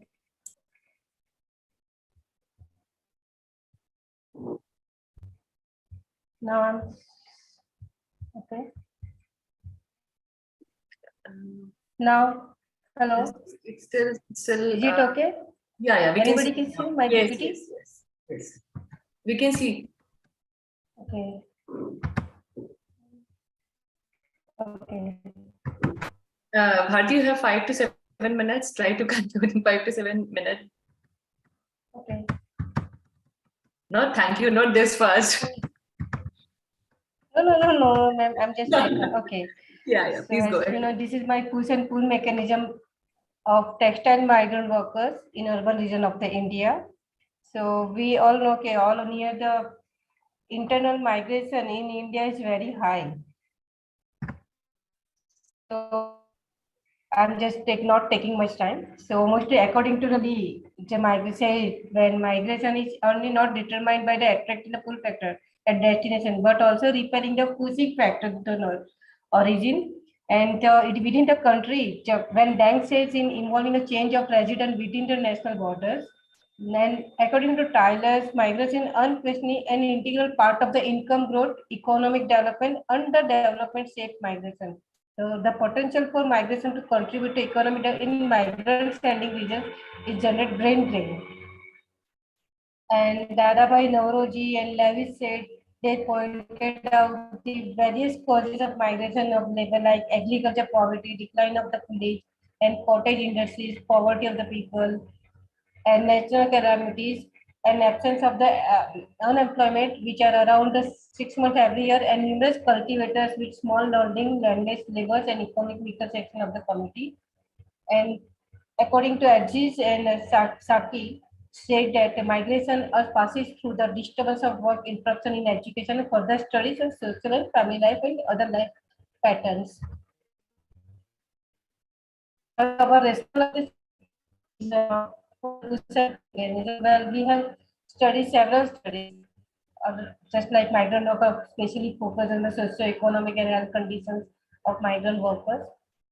But I didn't find any data about the push and pull factors which impact migration to the Surat, particularly in textile industrial sectors. So I focus on these studies. So my activity is investigate the socio-economic condition of the migrant workers and connected causes that prompt them to leave their native homes and the driving force behind the relocation of the host regions. My study is Surat city, because Surat is well level for textile hub and there is a unemployment rate is very zero. So in Gujarat, around 90% people come employed in textile sector, which are interstate migrants, which are basically coming from the Uttar Pradesh, Bihar, Orissa, Rajasthan, West Bengal, and Maharashtra. And according to baseline survey of the power loom sectors which conducted in 2014, where around 0.49 million power looms in Gujarat, Surat has only 0.47 million, means 96% power loom small scale industries. where most of the migrant workers engage in this work. And my data is, this is a cross-sectional primary data, which investigate only male migrant workers in informal sector as a responders. I collected the data in April 2017 to November 2017. Around 409 migrant workers who was participated was voluntary. Cluster random sampling has been used to obtain the data, where I collect the data in 3 types of textile sector: in yarn, weaving, and printing and dyeing textile processing units. And the data we taken randomly selected cluster with type of industry. For this, Surat district in Western state Gujarat has selected, and I use quantitative and qualitative mixed methodology used to collect the information. Then this study is self-reported and descriptive analysis done. And I also used a 5-point Likert scale to examine the workers' attitude for the push and pull mechanisms. So we are going for the results and discussion, and we check the socio-demographic background. So here around between 90 to 60 years age, 92% migrant workers engage in textile sectors, where around 69% are average, and in UP nearly 32% engage in textile sectors, and mostly around 97% coming from the backgrounds, and 98% are Hindu religions, and around 50% from OBC group, and they have completed nearly around half of the population completed 8 to 10 standard level of the education. Sorry.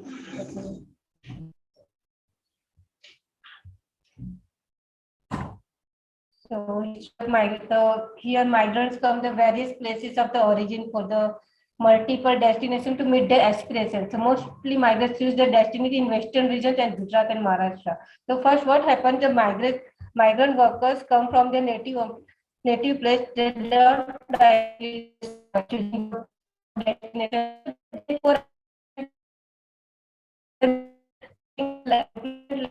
They just not doing first moment, second moment, moment. We are Your voice is breaking a lot. Your voice is breaking a lot. Yes. Okay. Yeah, you can turn off the video. Maybe. Yeah, you can turn off the video. Maybe that will work.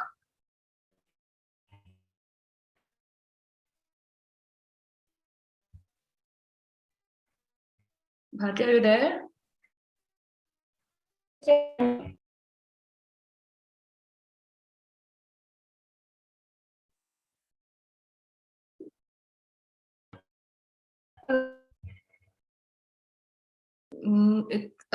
It's still breaking. So maybe you can conclude in a minute or two, because anyway, yeah. So can you hear me, Bharti? Yeah, I can hear you. It's much better now. Please go ahead. Maybe in a minute or two, you can please conclude. Okay, so here table is show nearly 79% to 22% of migrant maximum movement is western regions. Like and second choice was northern regions such as Delhi, Punjab, UP, and first and second movement is however here in 78% are moving in urban regions during first movement. In addition, 82% of migrants move another destination due to lack of employment at their native during the first movement. Okay, I'm just not okay.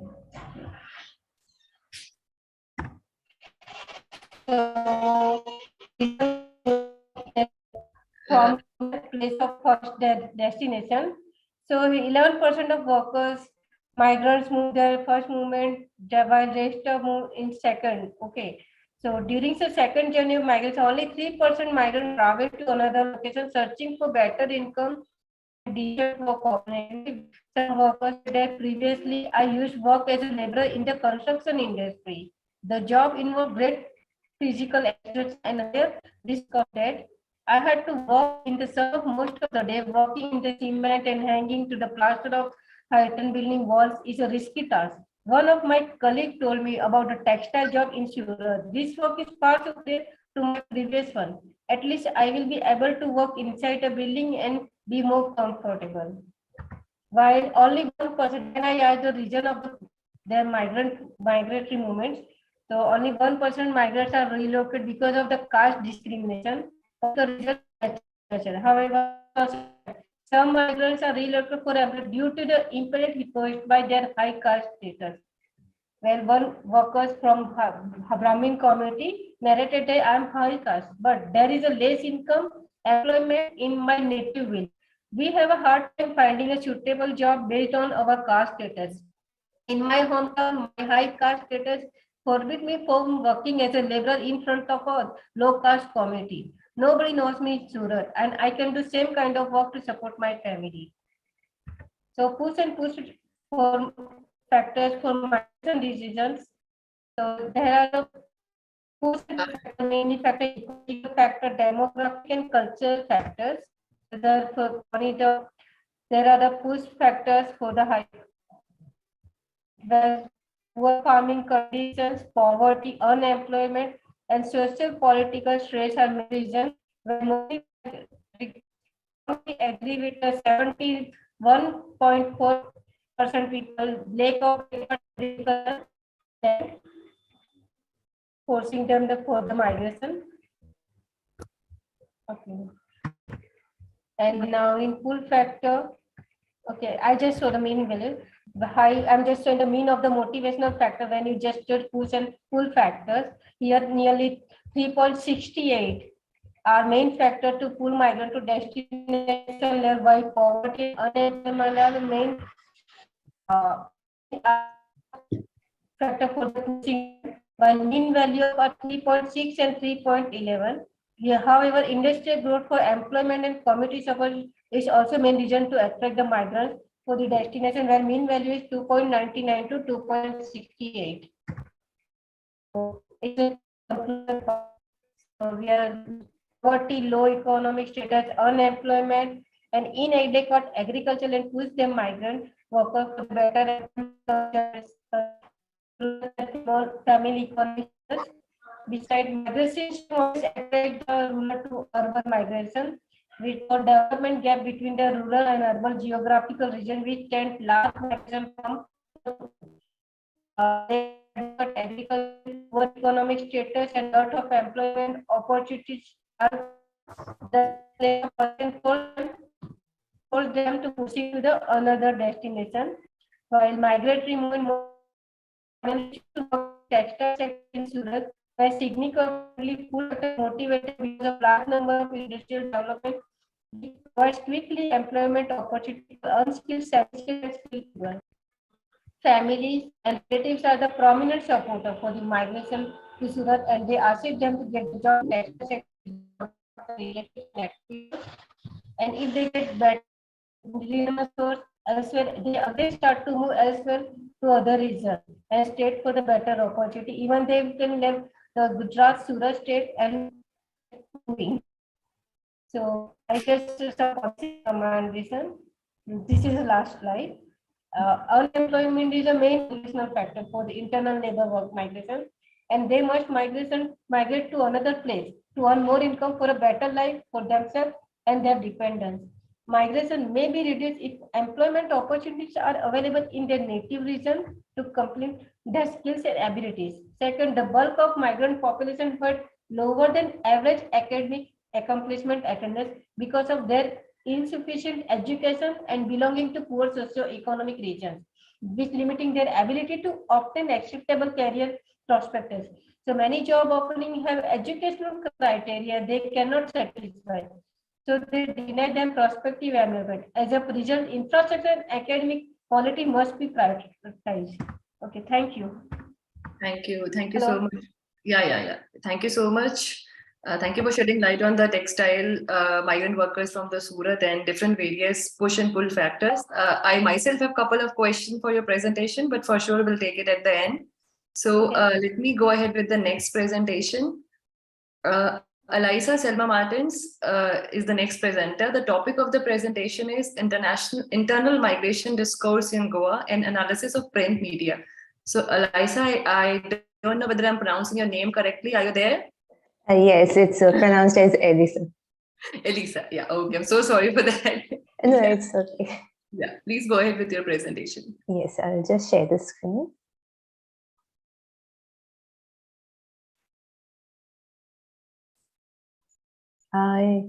Is my screen visible? Yeah, it's visible. It's visible. Yeah. Can you make it full screen, Elisa? Yes. Okay. Yeah, done. Go ahead. Please try to make it little short and crisp. Max to max 7, 8, or max 10 minutes, not more than that, please. Okay. Okay. So my topic is on internal migration discourse in Goa and analysis of print media. This is going to be the flow of my presentation, and because of time constraint, I'll directly jump to the main points. So in Goa, if you see, migration has been pre-existing, and if you trace back to its history, it can be found like the main one of the chief factors was its colonization past. During that time, due to fear, educational prospects, or about job, there was a huge migration at that point. And even after post-liberation, the trend continued.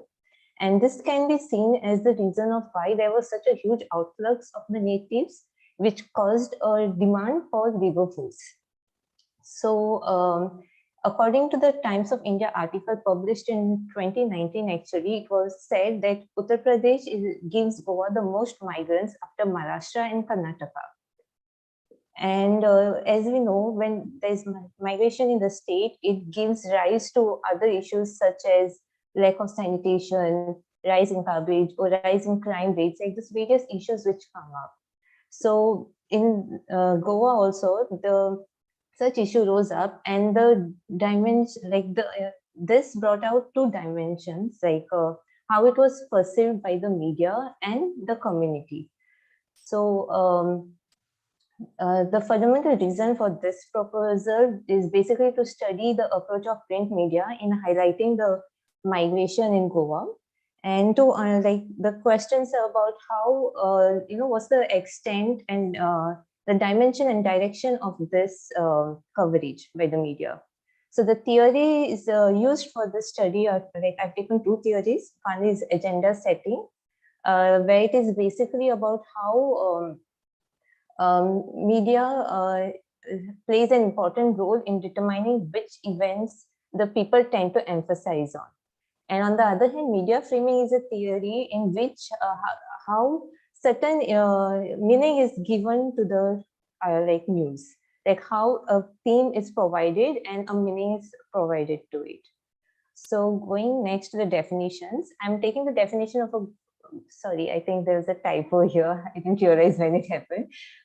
But the definition of a Goan and a migrant, because to even assign a static definition for Goan is very difficult, given to how it has been evolving over time. So for the study, it's being taken as is based on its language, which is spoken, and the origin of the individual. Whereas for the migrant, it is taken with the duration of residence of 0 to 9 years. That is basically because Goa is a state which has a lot of tourists also. So to differentiate between that, because tourists stay for a shorter period of time and for a vacation, whereas a migrant is for a longer period of time and for job purposes. So for the method taken is content analysis, and how it is divided is I'm going to focus on the placement of articles, like how it is placed on the newspaper, its word count and tone of the article. For example, was the article on the front page, on the local news page, did it have an image, whereas the word count, how many words were dedicated to it, and the tone of the article, that is positive, neutral, and negative. So positive in the sense, was it, has the article highlighted it as something where it is a migrant, not like how it's his job, like continuing his job, like to give an example for the, I think for the negative tone, mostly the synonyms like migrant or laborer or outsider or a non-Goan, such terms are mostly used, which are portraying the labor class in the negative tone. Whereas in positive, it's just presented like as news, like showing how they're beneficial to the society and to the economy. And for the neutral, it is just like stated as facts. Like maybe like where the headlines are just that this person was caught for this crime, and in body is given as what was the actual person and from where. So the findings, these are the results. That is, if you can see most, so the papers selected for the study are O Heraldo, which is a local daily, and second paper is Times of India, which is a national daily. So the reason for choosing this both papers was that I wanted to study the difference, if there was a difference in their coverage between a local and a national newspaper. So if you can see, the local newspaper had more articles compared to the national daily. And in October, there was a pick by the local daily, which was the time when the government was taking various initiatives to highlight the news. Like there was in the assembly, there were a lot of discussions and to pass bills to control and like manage how the migrants are there in Goa. Sorry, I forgot to mention one point is that for this study, the time period is from 24th July 2019 till 30th January 2020. So this is the study period of this. And yes, so O Heraldo has 137 articles in total, which included 123 reports, 2 feature articles, and 7 columns and 5 editorial pieces, whereas Times of India had 117 articles. And even if you see in word count, if you surprisingly, if you see in Times of India, in 85 articles in 0 to 300 range, which is higher compared to the local daily. And if you notice the trend, like O Heraldo data has more words dedicated in the other categories, that is 300 to 600 and 601 to 1500. Then going next to the tone of the article. The negative tone has been quite dominant actually in both the newspapers. But just to make it brief, to highlight, if you see the positive tone in O Heraldo has not been visible in any of the articles actually. On total 137 articles, I didn't find any article which spoke of migrants in positive tone.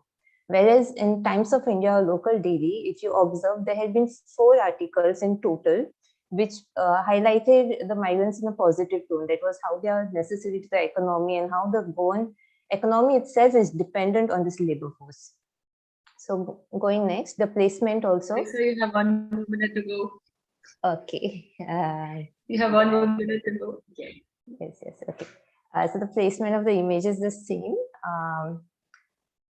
Okay, I'll try to go to the frames. So these are the frames which emerged during the study. There's threat to local integrity as migrants as criminal element, migrants as economic threat, and I have just kept some headlines as examples of how they fit into these frames, how the frames emerge from them. And these are the other frames. So only like there were very few articles which focused on the positive impact of migration on the economy. Majority of it was about how the negative impact of migration, and very few articles on the suffering faced by migrants. So this is the charts of the frames, and I'll go to the conclusion. So in the conclusion, we can see that they can be seen that, because there's difference in the origin, that, I mean, it has emerged from the study that when I to study the hypothesis, if there was a difference, yes, there was a difference observed between both the local and national daily. And compared from the tone to the frames, you can see that the local daily had a higher side towards a negative tone and didn't give like a voice to the migrants. Whereas the national daily, there were 4 articles speaking about a positive tone. And it was it was kind of because maybe the origin played an important role, because the local daily focused more on the voice of the locals and the government. And that's why it was more kind of biased towards that. Whereas the national daily is, because it's a national newspaper, it focused more on giving factual news. Then coming to this about during COVID, one of the interesting this was to how before COVID there was like a lot of resemblance and differences also in the coverage, and how locals were portrayed as the victim. Whereas during COVID, if you observe, there was like two dimensions, actually two narratives to say, because one was that the government had various initiatives like arranging buses, trains, and various shelters to house migrants and send them home. Whereas the other narrative was where migrants itself complained that they were being pelted by stones, they had to sleep on footpaths, and they didn't have a place to stay or no jobs. So the media even covered that. So there was this two kind of differences in one article itself. So there was changes there. And then there was this where the CM itself in the assembly made an appeal to the labor force not to go back to their states, because post-recovery, the labor force will be required to rebuild the economy. And that highlighted how the migrant labor force is so vital to the fishing community, then construction sites and everything. So that was an important point there. And if you see in some places, like when they were highlighted the plight of the migrants, you could hear the voice also. That was something different, because before COVID, it was only about how there's this name change scam where migrants are legally changing their name to local names to get Portuguese citizenship or to have illegal sale of land. Whereas post-COVID, the same thing has been highlighted, but the government has even passed a bill to curb it. So yes, and for future scope, actually, I noticed that some of the like the newspapers have had this political stance which they're taking now. Like the local daily is being very vocal about, how the migrants are occupying the most space and the locals have become a minority. So I feel that will be an interesting area to study, and these are my references. Thank you. Thank you, Alisa. I must say this is a really, really interesting paper, because often the role of print media in terms of framing the diaspora and the attitude towards migration or migrant is generally ignored. So thank you for bringing this thing on the front and making it really nice one. Nice, good attempt. Thank you. Yeah. So let me go to the next presenter, Bijoy Bhattacharjee. The topic of the presentation is age patterns of migration in India. So Bijoy, are you there? I think no. Bijoy is not there, right? Bijoy, you're not there, right? Okay. Meanwhile, we'll go to another presenter. Vijay is not there. Yeah, I don't think so. He's not there in the participant list also.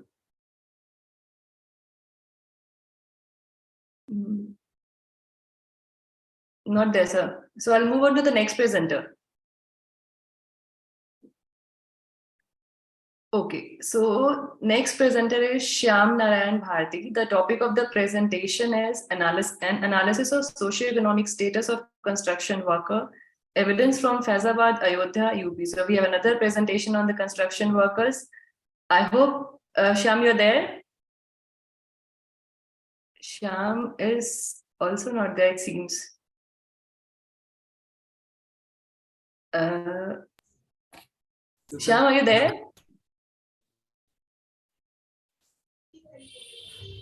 Whose name? Shyam.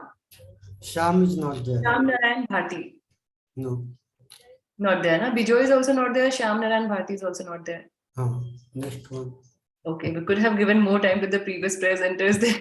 No problem. Yes, yes. No problem. So the next presentation is from Shivanshi Neheria. The topic of presentation is Change in Economy and Development in Tribal Area, a study among the Gaddis of Dharamshala and Barmor region of Himachal Pradesh, India. I hope Shivanshi is there. Yeah, good to see. Yeah. We still, yeah, we can see your screen. We can see your screen. Shivanshi, can you please turn on your video for a while?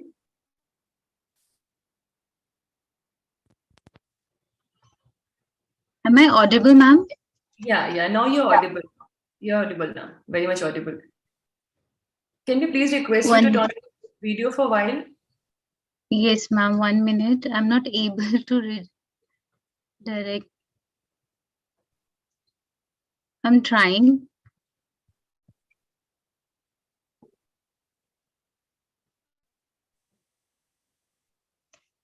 Also request you to make your PPT full screen.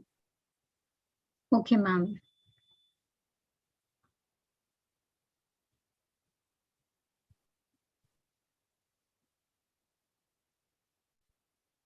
Video not working, right? It seems. Yes, ma'am. No problem. You can go ahead, Shivanshi. No problem. Go ahead. Okay, ma'am. Okay. Good evening, everyone. I am Shivanshi Nehria, research scholar from Punjab University, Chandigarh. Today, I'm here to present my paper on the topic Change in Economy and Development Among Tribe, a study among the Gaddis of Dharamshala and Barmaur region of Himachal Pradesh. There is a small introduction to Gaddi tribe. The word Gaddi is derived from a Sanskrit term Gada, which means sheep, and other meaning is a seat. It refers to the seat of Lord Shiva. Gaddis has emerged as the most prominent and influential tribe of Himachal Pradesh and has an approximate population of about 500,000. Parmour is an abode to Gaddis, and they inhabit either sides of Dholadar ranges, that is district Chamba and Kangda in Himachal Pradesh. A greater portion of their wealth consists of flocks of sheep and goats. There are several theories about their migration among the tribals as well as the historians of the hill. These are some pictures where there are Gaddi women in traditional attire. Present study represent the impression of transformation and development among the Gaddi tribe of Tehsil Barmaur and Dharamshala research area. Barmaur and Dharamshala. In map, it depicts the two districts of Himachal Pradesh. Research methodology. The present study is an ethnographic study conducted among the Gaddis. Data were collected from both primary and secondary sources from April 2021 to September 2021. Primary data were collected through observation and direct communication, and secondary data from public and private organization and other sources. Purposive sampling and quota sampling were done. The question were prepared such that it would cover a wider subject of interest, and oral histories of, sorry, I'm not able to read, was listened and noted. And for analysis, thematic analysis and content analysis was done. Traditional occupations, Gaddis are the semi-pastoral and semi-agricultural tribe.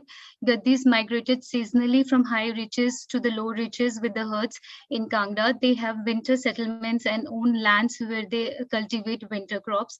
Male member of the community engaged in seasonal movement, and women remain at home. Gaddi moved both horizontally and vertically for the pasture. Their herds include sheep and goats, and they believe that sheep are given by Lord Shiva to them, and they rear sheep in their and the rearing sheep is their dharma or condition of sheep farming suit the Gaddi only. They wear their traditional dress chola and dora during the migration. Their itinerary relied on seasonal movement of Lord Shiva. Gaddi nomad. In this picture, the Gaddi nomad is resting in his tent. Gaddis had permanent settlement in the mid of two vertical halting places and set temporary settings on both pasture lands, which were called dera or goat, which may be huts, tents, or rock shelter. During long movement, they sometimes sleep in the open air. They own a fierce breed of dog. The breed is called the Gaddi dog, who was the protector of their Gaddi sheep and goats from the wild animals. Gaddi carried utensils and woolen blankets, prefer eating maize flour bread with goat milk. They sell meat and wool. Some of them were engaged in slate mining and labor. Gaddis were self-sufficient from the beginning. They grow their own food and had meat to cope up with the harsh environmental condition. It is estimated that about 30% of Gaddis are still fully nomadic, while 70% have adopted sedentary lifestyle. Causes behind their shift. First is the forest department, Himachal Pradesh put restriction on pasture, that they restricted the forest for pasture. Second is they implemented taxes on them, and thirdly they restricted the long stays at one place. Hardship in traditional occupation is also the reason. Theft of livestock during the winter migration, and the climate change reduces the pasture. Development programs and policies and reservation in education and jobs also reduces the occupation, traditional occupation. Policies and programs for their development. In the year 1950s, Gaddis was declared as a scheduled tribe, and development of Burmor region began in early 1970s, accelerated during the 5th-year plan. Under tribal sub-plan, Burmor was one of the 5 integrated tribal development projects, and numerous policies and programs were introduced by ITDP. National Extension Services and ITDP aim to social and economic development of rural tribes. They introduced subsidies like horticulture and poultry to the hill that reduces the dependency on pastoralism. Gaddi Kalyan Board is formulated to look into the issues of Gaddi tribe. Tribal Cooperative Marketing Development Federation was formulated in 1987 by the Government of India, that coordinated with the State Tribal Marketing Corporation. They sell minor forest products and agricultural products. And the other, the most important one is the tourism that transform the economic condition. The economic development in Dharamshala has become enormously geopolitical capital center, translocal and touristic Gaddi villages. Tourism introduced here after the arrival of 14th Dalai Lama, Tibetan spiritual guru. After his arrival, the place became resident to several Buddhist monasteries and thousands of Tibetan refugees, and the population is growing since then. The place became famous pilgrimage for Buddhist and Indian tourism, boosted after 2002. Tourism brought immense opportunities to Gaddis. They became economically well and owned big businesses and good lifestyle. Rise in economic status helped them to get involvement in politics. Due to their traditional occupation, they were placed lower in the society by other communities in Kangda. Economic status helped them to gain social status. Growth in tourism industry and development policies had changed the economic condition of local inhabitants. There was an improvement in living standard. Economic upgradation led to improved lifestyle. Gaddis of Dharamshala's image is not matching the image shown in the previously written books in which they wear their traditional clothes. Gaddis are not confined to their own community, and Dharamshala is under the 100 smart cities and developing along with its inhabitants. This is a photo of Dharamshala, which has numerous of hotels. Economic development in Burmor. Burmor is about to Lord Shiva and known for its spiritual environment. It has rich history, known for its scenic beauty, wildlife sanctuaries, waterfalls, and for its ancient temples. Some of the temples are believed to date from 7th century. Churasi Temple, Brahmani Temple, Shiv Shakti and Keling Bajir are famous temples. The devotee visit during the Manimahesh Yatra, very famous event that starts in the month of August and ends in September. These are some of the pictures from the famous temples in Burmor. Devotees from different parts of Himachal Pradesh walked for 13 kilometers to take holy bath in lake on the foothills of Kailash Parvat. It attracts thousands of pilgrimage during this time. The whole town gets busy in jatras and melas. People living in Burmor practice seasonal migration, maximum of them having 2 houses in both the districts. During yatras, they live in Burmor and run their businesses. They set up small shops of tea, sweet shops, guest houses, and homestays in Burmor for yatris. Some Gaddis are engaged in taxi services, set temporary dwellings en route to Manimahesh and give that on rent. During the time, the people start collecting apples from the orchards and sell them in state market. Along with the apples, they start collecting other fruits, lentils, and dry fruits from fields and sell them in local market. Hydropower projects provides employment to the inhabitants. Now the conclusions. Gaddis left their traditional occupation and very few left in the job. Earlier, the tribe was confined to shepherding, but they were self-sufficient from very beginning. Burmor is a tribal area along, all belong to similar tribe, but when they go out to other places, they come in contact with other communities. We are discriminated and placed lower in social hierarchy due to their traditional occupation. Education programs enhance literacy rate among the tribe and open various other occupational opportunities that ultimately led to upliftment of their social status. Gadi villages in Burmor are now connected to motorable roads from where they can easily transport cash crops and access nearby towns for healthcare services. Tourism has positive impact on the lives of both Burmor and Dharamshala. Tourism in both tehsil greatly contributed in economic development. Burmor Gaddis are indulged in spiritual tourism, whereas Dharamshala Gaddis with world tourism. Women also get benefited by opening small businesses. With economic and educational upliftment, they enter the politics and found platform to make their presence in mother state. Development in this area has also brought disturbance to the environment. So the inhabitants should not forget the relation they have with the environment from the very beginning. Thank you. Thank you, Shivanshi, for a detailed presentation of the Gaddis from Dharamshala and Burmor. There were lots of various good insights which you have captured in your presentation, which again, if time permits, we'll talk in the discussion. So before that, thank you again. Let me go ahead with the another two presenters. Welcome, ma'am. Thank you, dear. Okay, so next presentation is by Anvita Singh.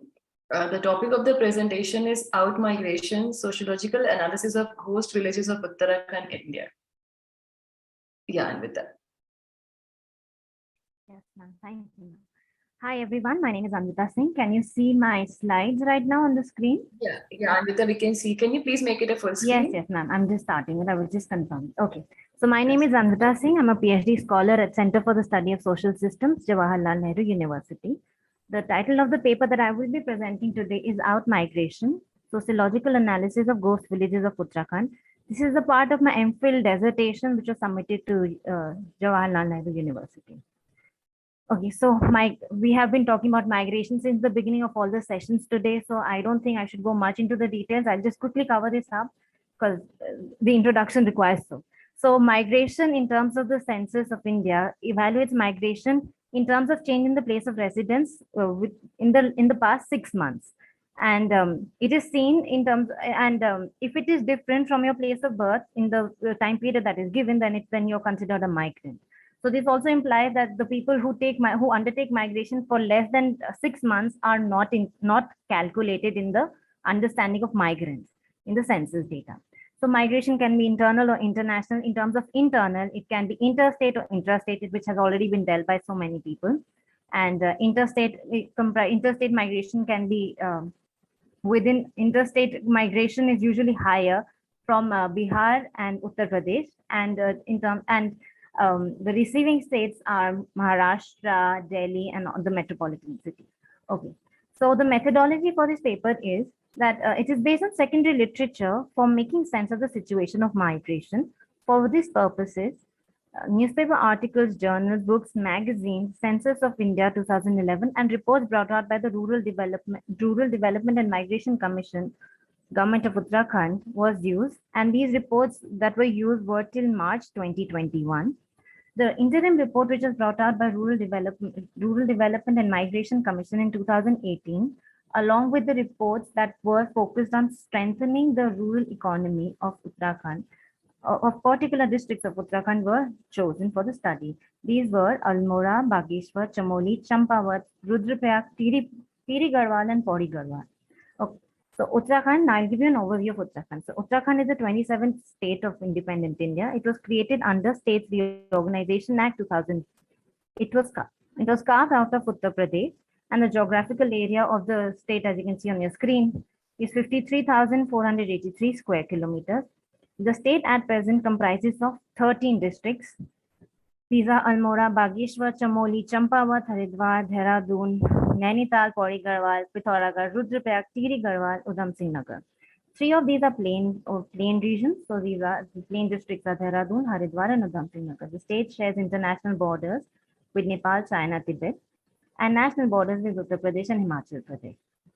So, as has already been emphasized over again, that international migration has been reported to fuel internal migration. And migration in the state of Uttarakhand has found to be manifold.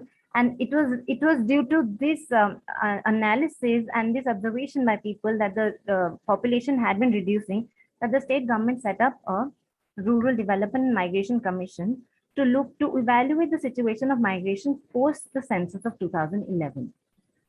And when this thing was brought to light, the phenomenon of excess out migration, then there was a popularization of the term ghost villages. Now we need to understand one of the major objectives of this particular study was to understand the term ghost villages. So we need to understand that ghost villages has nothing to do with anything supernatural.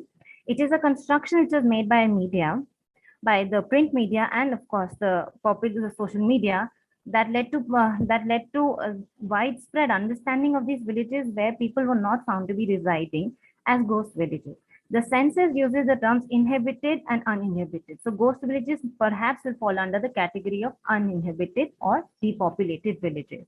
Now we need to also keep in mind that ghost villages is not a unique phenomena to the place, but we need to understand this, that the state of Uttarakhand has unique topography. So in that case, understanding of migration specific to that region is also important. However, ghost villages are also found in Ratnagiri, Kerala, and Maharashtra, and there are several ghost villages in towns and cities which are found across the globe. Some of these names are written right here. In China, there are ghost cities, and in Italy also you'll find ghost towns. Okay, so as I mentioned, villages, as I said, that majority of the study is based on census data. So the census looks at villages as having definitive names. And can I request you to go to the main objective and findings, or maybe conclusion of the study, instead of just... Sure. Okay, so I will just give you like a base so that we can move on. Why the ghost villages idea is that. So according to census of 2011, 16,793 villages were surveyed in Uttarakhand. Out of these, 15,745 were inhabited and 1,184 were uninhabited. So there was bulk of the population resides in rural areas, and that is one of the major reasons why the population from the hills is seen to be reducing. In some districts, it is found to be in double digits. And as I will show you later, so again, ma'am has asked me to rush, so I'm just going to tell you the NS. You have 2 to 3 more minutes left, so please try to conclude. Okay, ma'am. So here you can see a table which is showing us the increase or decrease in population since 1981. So you can see 1981 census, 1991, 2001, and 2011. So you can see in some districts it is increasing because of in-migrants as well. But at the same time, if you look at Almora and Pori, it is found to be negative. So the net migration here is reducing, is in negative. So my population here is reducing. And this is one of the major reasons why there is a lot of emphasis on understanding migration and dealing with the situation of migration in the state. Okay. So in the interim report, as I mentioned earlier, which forms one of the basis for working towards dealing with the issue of migration, and from where this widespread understanding of the phenomena of excessive migration in the state came to light, looks at these reasons for migration in the state. So these are the reasons. The first one, if you see, is problem of employment, lack of medical facility. There is lack of water facility. Water is not available within 1 kilometer. There is lack of educational, infrastructural, and lack of viability of agriculture. Along with there are some percentage which is also given for districts which have prior history of migration from their family, and other reasons are mentioned. So now I will just tell you the findings of this. So as I mentioned, the reasons are mentioned here. So it was found that migrants majorly belong to the age group 26 to 35 years old. And migration on account of employment was highest from Haridwar. Dehradun, which is the plain district and the capital of the state, is not exempt from this phenomena. Migration due to a lack of healthcare was highest in Pori. Migration from education was highest in Chamoli and lowest in Haridwar. Haridwar is another plain district. Champawat experienced a greater number of out-migration due to lack of infrastructure. This is a hilly district. Agriculture was found not to be viable in Almora, and it was least concern in Udham Singh Nagar. Wild animals have been a major concern in Almora and least in Dehradun. So in terms of others, it was highest for Bageshwar and lowest in Pauri.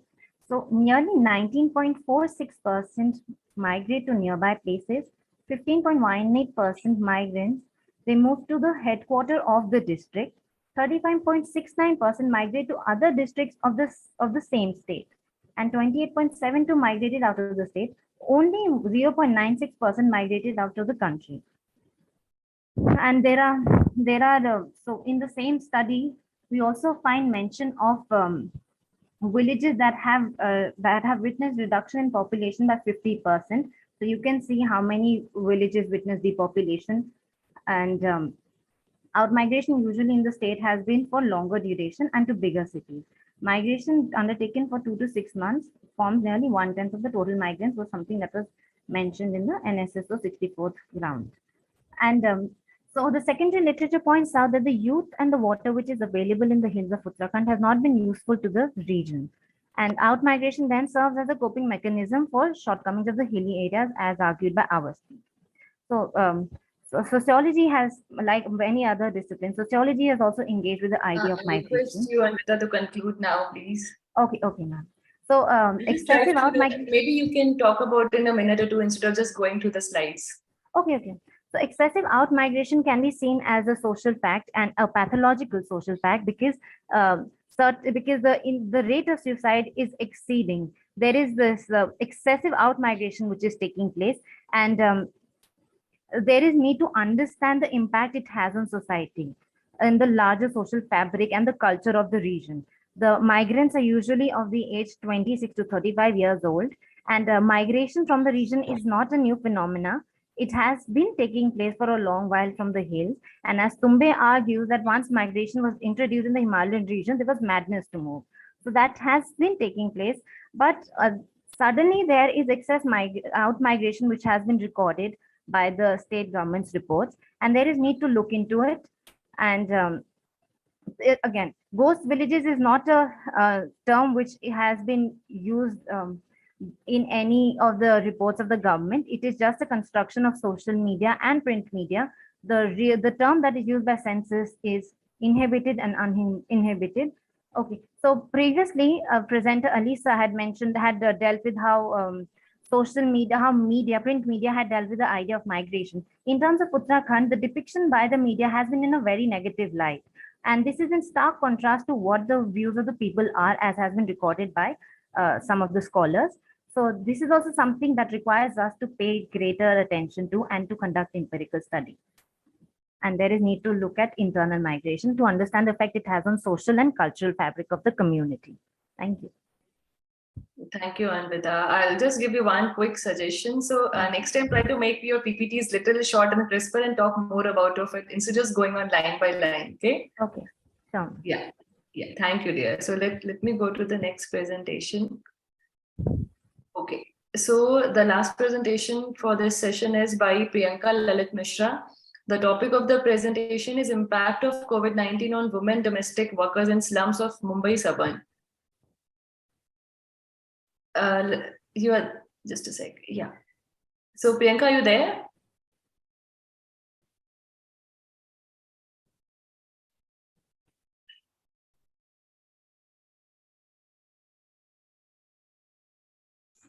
I think she left. She was there. Yeah, I also saw her. That's why I was like wondering. I think I've seen maybe. Who is sharing the screen? Alicia. Someone is sharing the screen. Can you please stop sharing the screen?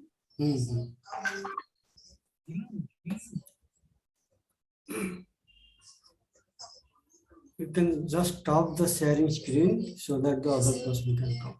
Yeah, I think Anvita is with you. Please stop sharing the screen. Who is working there, I think? Anvita, I think Anvita was the last presenter, so she only. Okay, just 1 minute. We can do one thing. Who was presenting? Last presenter? Anvita. Anvita is not there now. Yes. Yeah, sir, done. So before we give floor for a Q&A, I think Pushpa ma'am is there. Yeah. Pushpa ma'am, over to you for your quick review and feedback for all the presentations before we commence for the quick Q&A from the other participants. Pushpa ma'am, are you there? Yes. I'm trying to, I could not open my mic.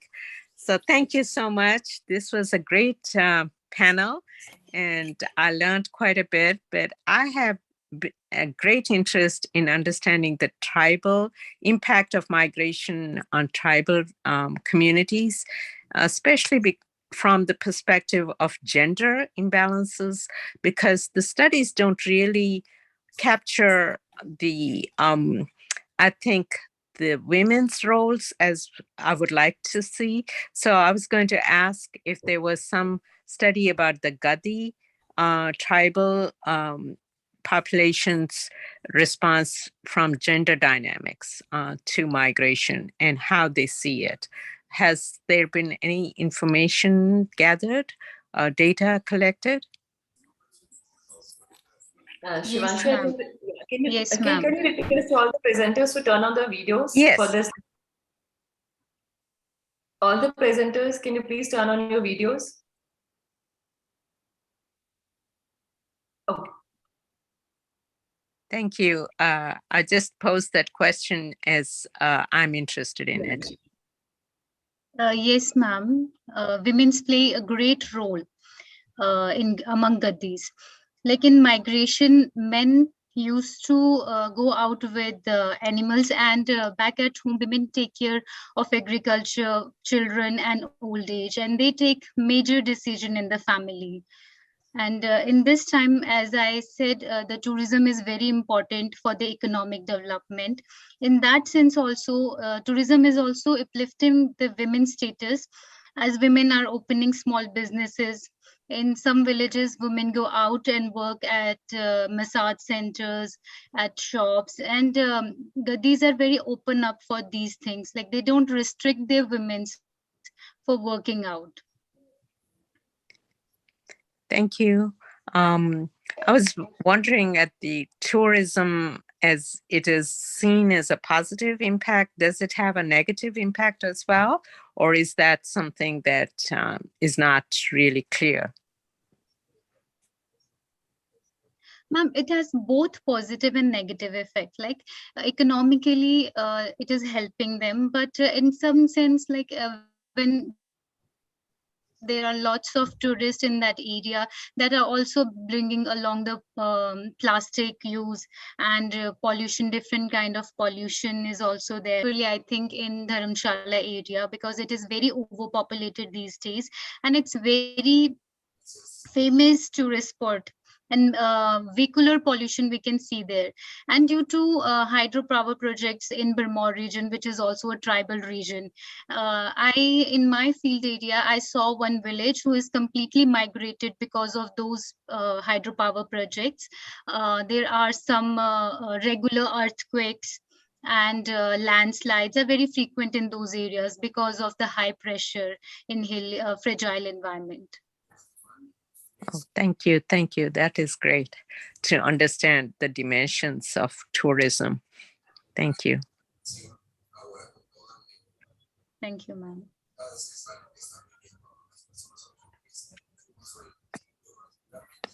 That's all my comment So, was. anyone else having any queries for any other? Ma'am, Yeah, can I ask one question from Shivanshi? Can you please name the village which you are mentioning where people have out-migrated completely as a result of all the earthquake and the pollution that is taking place due to tourism? It is because of it is in Holi village, Holi Tehsil, in Burma region. They are not migrated because of earthquake, but there are slight. I saw landslides there because of the tunnels that are built due to because of the hydropower projects, and several shift of water bodies. Damaged. I had certain pictures which I'll surely, if we'll be in contact, I will share with you. Okay, thank you. Thank you. So is it over now? Anybody want to say? So I think Simran is there to propose vote of thanks. Yes, sir. So is there any other query? Yes, sir. We'll just take a couple of more minutes, maybe 2-3 more minutes. Yeah, you have some question, right? Please unmute yourself and ask the question. Okay, so the question is in the chat box to all the presenters. Please, how does migration impact citizenship in different states in Northeast India?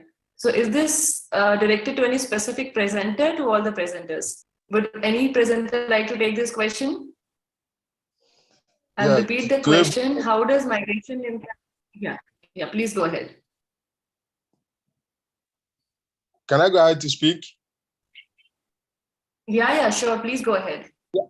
I mean, how does the migration impact connects with ethnicity and all that, and religion and culture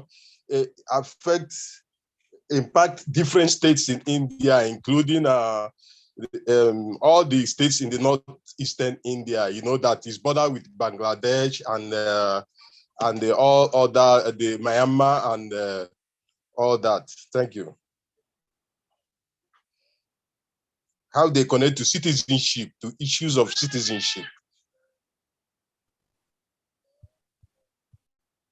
Any presenter would like to take this?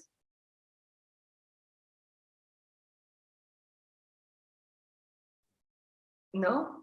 The question that he's asking clearly is based on the northeastern region of the country of India. So of course it will be more the domain of people who are working on Bangladesh, West Bengal and the other regions. But if I can give it a try to and answer your question, that the whole debate of migration and citizenship is very closely linked. Of course, there are teachers right here. There's such brilliant people in the panel. They can answer better. I'm just making an attempt here. So citizenship is very closely linked and a very contentious point if you are aware. I'm sure even in your country you can observe that fact, that whenever the idea of migration comes in, there is this, in sociological terms, we talk about the debate of sons of the soil. So there is this conflict which erupts amongst the people who are known as the original inhabitants of a place and those who migrate in. So as the example which was given from Himachal Pradesh, wherein the presenter spoke about how people were coming in, the in-migrants are coming in, and to meet their demands, development is being made. So that certain people from that particular region are moving out because the condition of the place is deteriorating. But at the same time, it is more appealing to some. So when the idea of countries comes into play, it gets more difficult because the whole political angle comes into play, and also the whole Citizenship Act and all the other issues that took place in India come into play. So that is something that we can't provide you with the one answer. You have to understand the totality. There is still tension which is going on in terms of that. There are ways in which countries are trying to resolve it. Even the Rohingya migrant thing, there is no answer to it. There are people coming from different countries. There are government documents which trace all of this, and there is always contention in this area, northeastern region. There are people coming from the borders. There is security and everything on the borders. Especially, I can only talk in terms of the region that I'm working on. So security becomes a major issue for understanding migration as well, since a lot of villages on the border areas are being abandoned. So the countries are, the Indian government is making its effort to try and populate those areas. And like you said, the state that I'm working on, again, shares borders with China, Nepal. So there are people who come from Nepal side and they work in the state. So that also takes place, but somewhere in some regions, it becomes a problem as well, as is seen in terms of Assam and other regions of the northeastern part.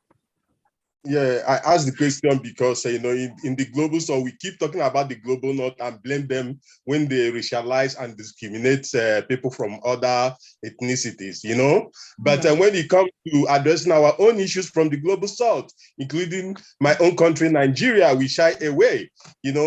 How can people migrate to a country for over 50 years, 100 years, and you are still denying them citizenship? So if it's in the global north, we start blaming them, and we don't want to discuss these issues. We say that they are contentious issues. You see, so that's why I pose that question to everybody. Yeah, but it's an open-ended question, which we can still be, start thinking about. Shyam Narayan joined actually. Can you manage 5-7 minutes later? Shyam Narayan has joined. Definitely, sir. We can give it a try for sure. Can I share a PPT? Yes. Yeah, Shyam Narayan, you can. Just make sure it is not more than 5 to 7 minutes because we already are quite late for the session. So just make sure it is not more than 5 to 7 minutes. Please share a PPT.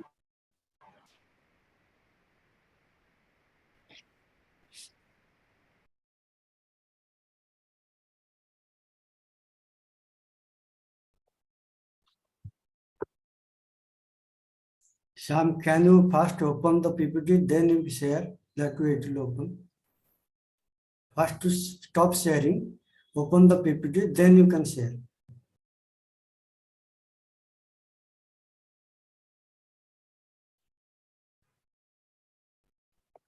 Shyam, first to stop sharing. Open You need to stop the entire thing. Just stop, close everything. Just open your PPT first, then share from the Zoom link.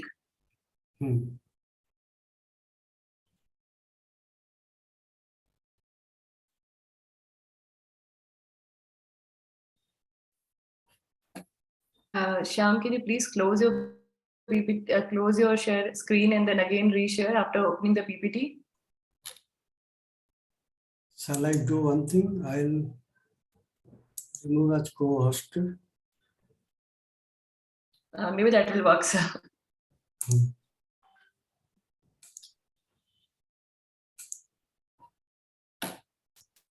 Hello, Shyam. Okay. Yes, sir. I'm just working. Please first to open that PPT, then you can share.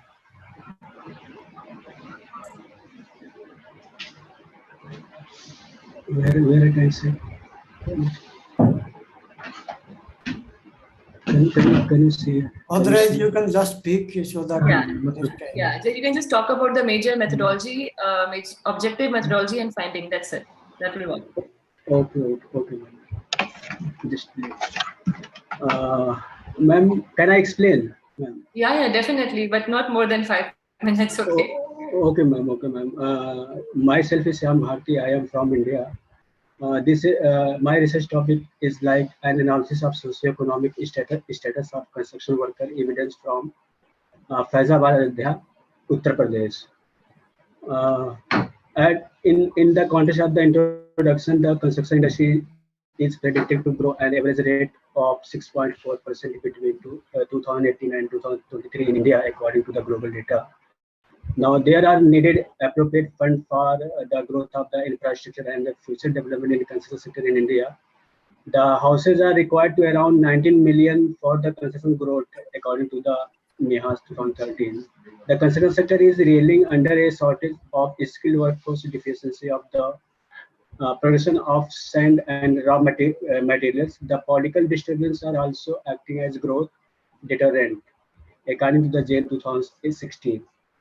In the review of literature, such as the industry produce or invested as capital in the market, you can skip all these background and literature. It is background and literature. You can skip. Just go to the major objective and the findings of your study. Okay, ma'am. My research objective and research questions also to examine an account of socio-economic issues relating to some instances of construction worker in the city of Faizabad, Ayodhya. To address the question why and how these construction laborers had come to work in this urban area, how they live and spend their money, and what they notice as their major problems. Methodology, I adopted the approaches of case study. Then then also I adopted the research design like descriptive and explanatory in nature.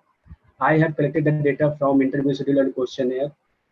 I have collected total data 261 from labor mandi adda like Chowk, Naka, and Matgat. This is the labor mandi where workers are gathering for the work.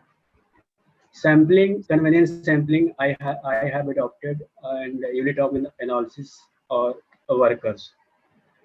And finding in the context of the finding and analysis as a socioeconomic profile of construction worker, there are most of the workers are OBC who are engaged in construction site in the comparison of the SC and the general category.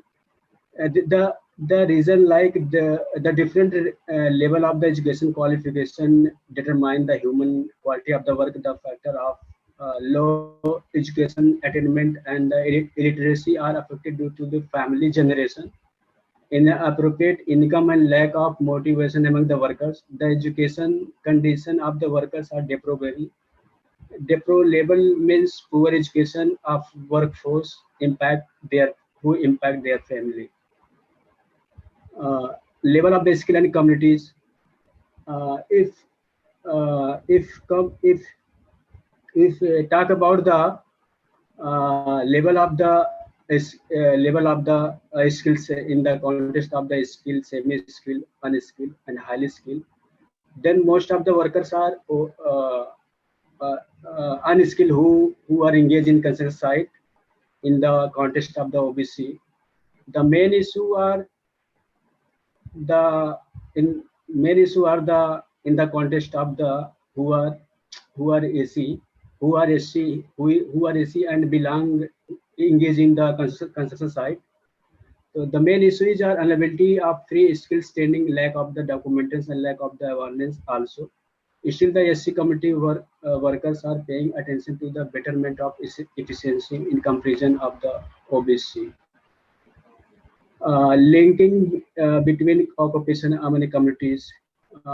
If talk about the nature of the workers, there most of the workers are helper, as we can say the laborer. There are the majority of the helpers in the OBC communities. The main issue is like that the community are engaged in construction work. If you people of SC community works due to the family generation, because their family is already engaged in this activity. Helper works with guidance of the Raj Mistri, like my son. Shyam, can I please request you to conclude now? Yes, ma'am. Yes, ma'am. So, in Faizabad labor mandi, there are most of the workers are unskilled.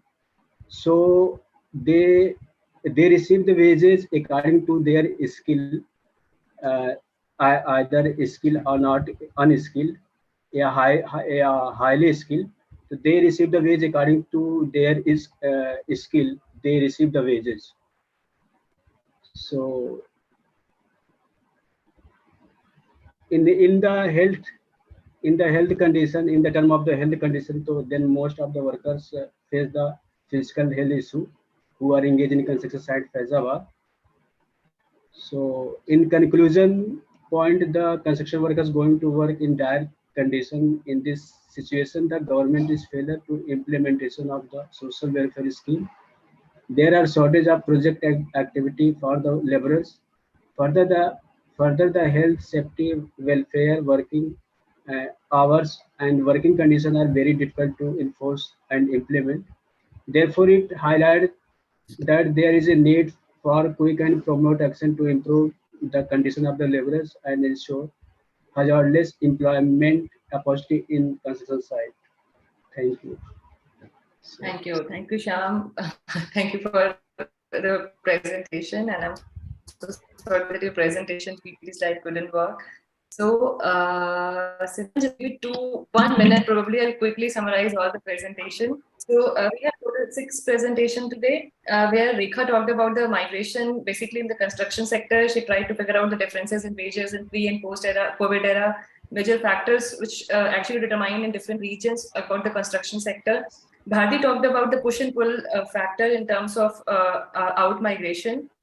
Because of paucity of time, we couldn't have much more discussion, but for sure we can interact with each other and we can write to each other for further discussion. Lisa talked about the print media and the role of print media in the internal migration and in the migration as general, which is a very important factor because many times what we think about migration is very much framed by the print media which we read and came across. Then Shivanshi talked about the tribal migration from the Myanmar and this region. Anvita talked about the out migration, basically what we talk about the ghost villages and villages which are actually having huge number of out migration. The last presentation of the day was by Shyam, which actually talked about the out migration in the field of construction sector again from the region of Ayodhya. So this is a quite short summary of all the presentations because because of the paucity of time. So thank you to all the presenters, all the audience for this wonderful presentation. For sure, we can connect further with each other for creating this dialogue more and enriching this more. So thank you all. Simran, over to you now. Thank you so much, Dr. Ruchi. And it has been an absolute honor to be part of this engaging and insightful session on internal migration in India, and which is a very pressing issue that does require our attention and research. On behalf of GRFDT, I would like to extend my heartfelt gratitude to our esteemed chair, Dr. Ruchi Singh, and the speakers who have enlightened us through their rigorous research findings. Lastly, thank you to all the participants and audience for their time who made the session memorable. Thank you very much once again. Thank you, Simran. Thank you, sir. Thank you, sir. So see you tomorrow, all of you. Thank you, sir.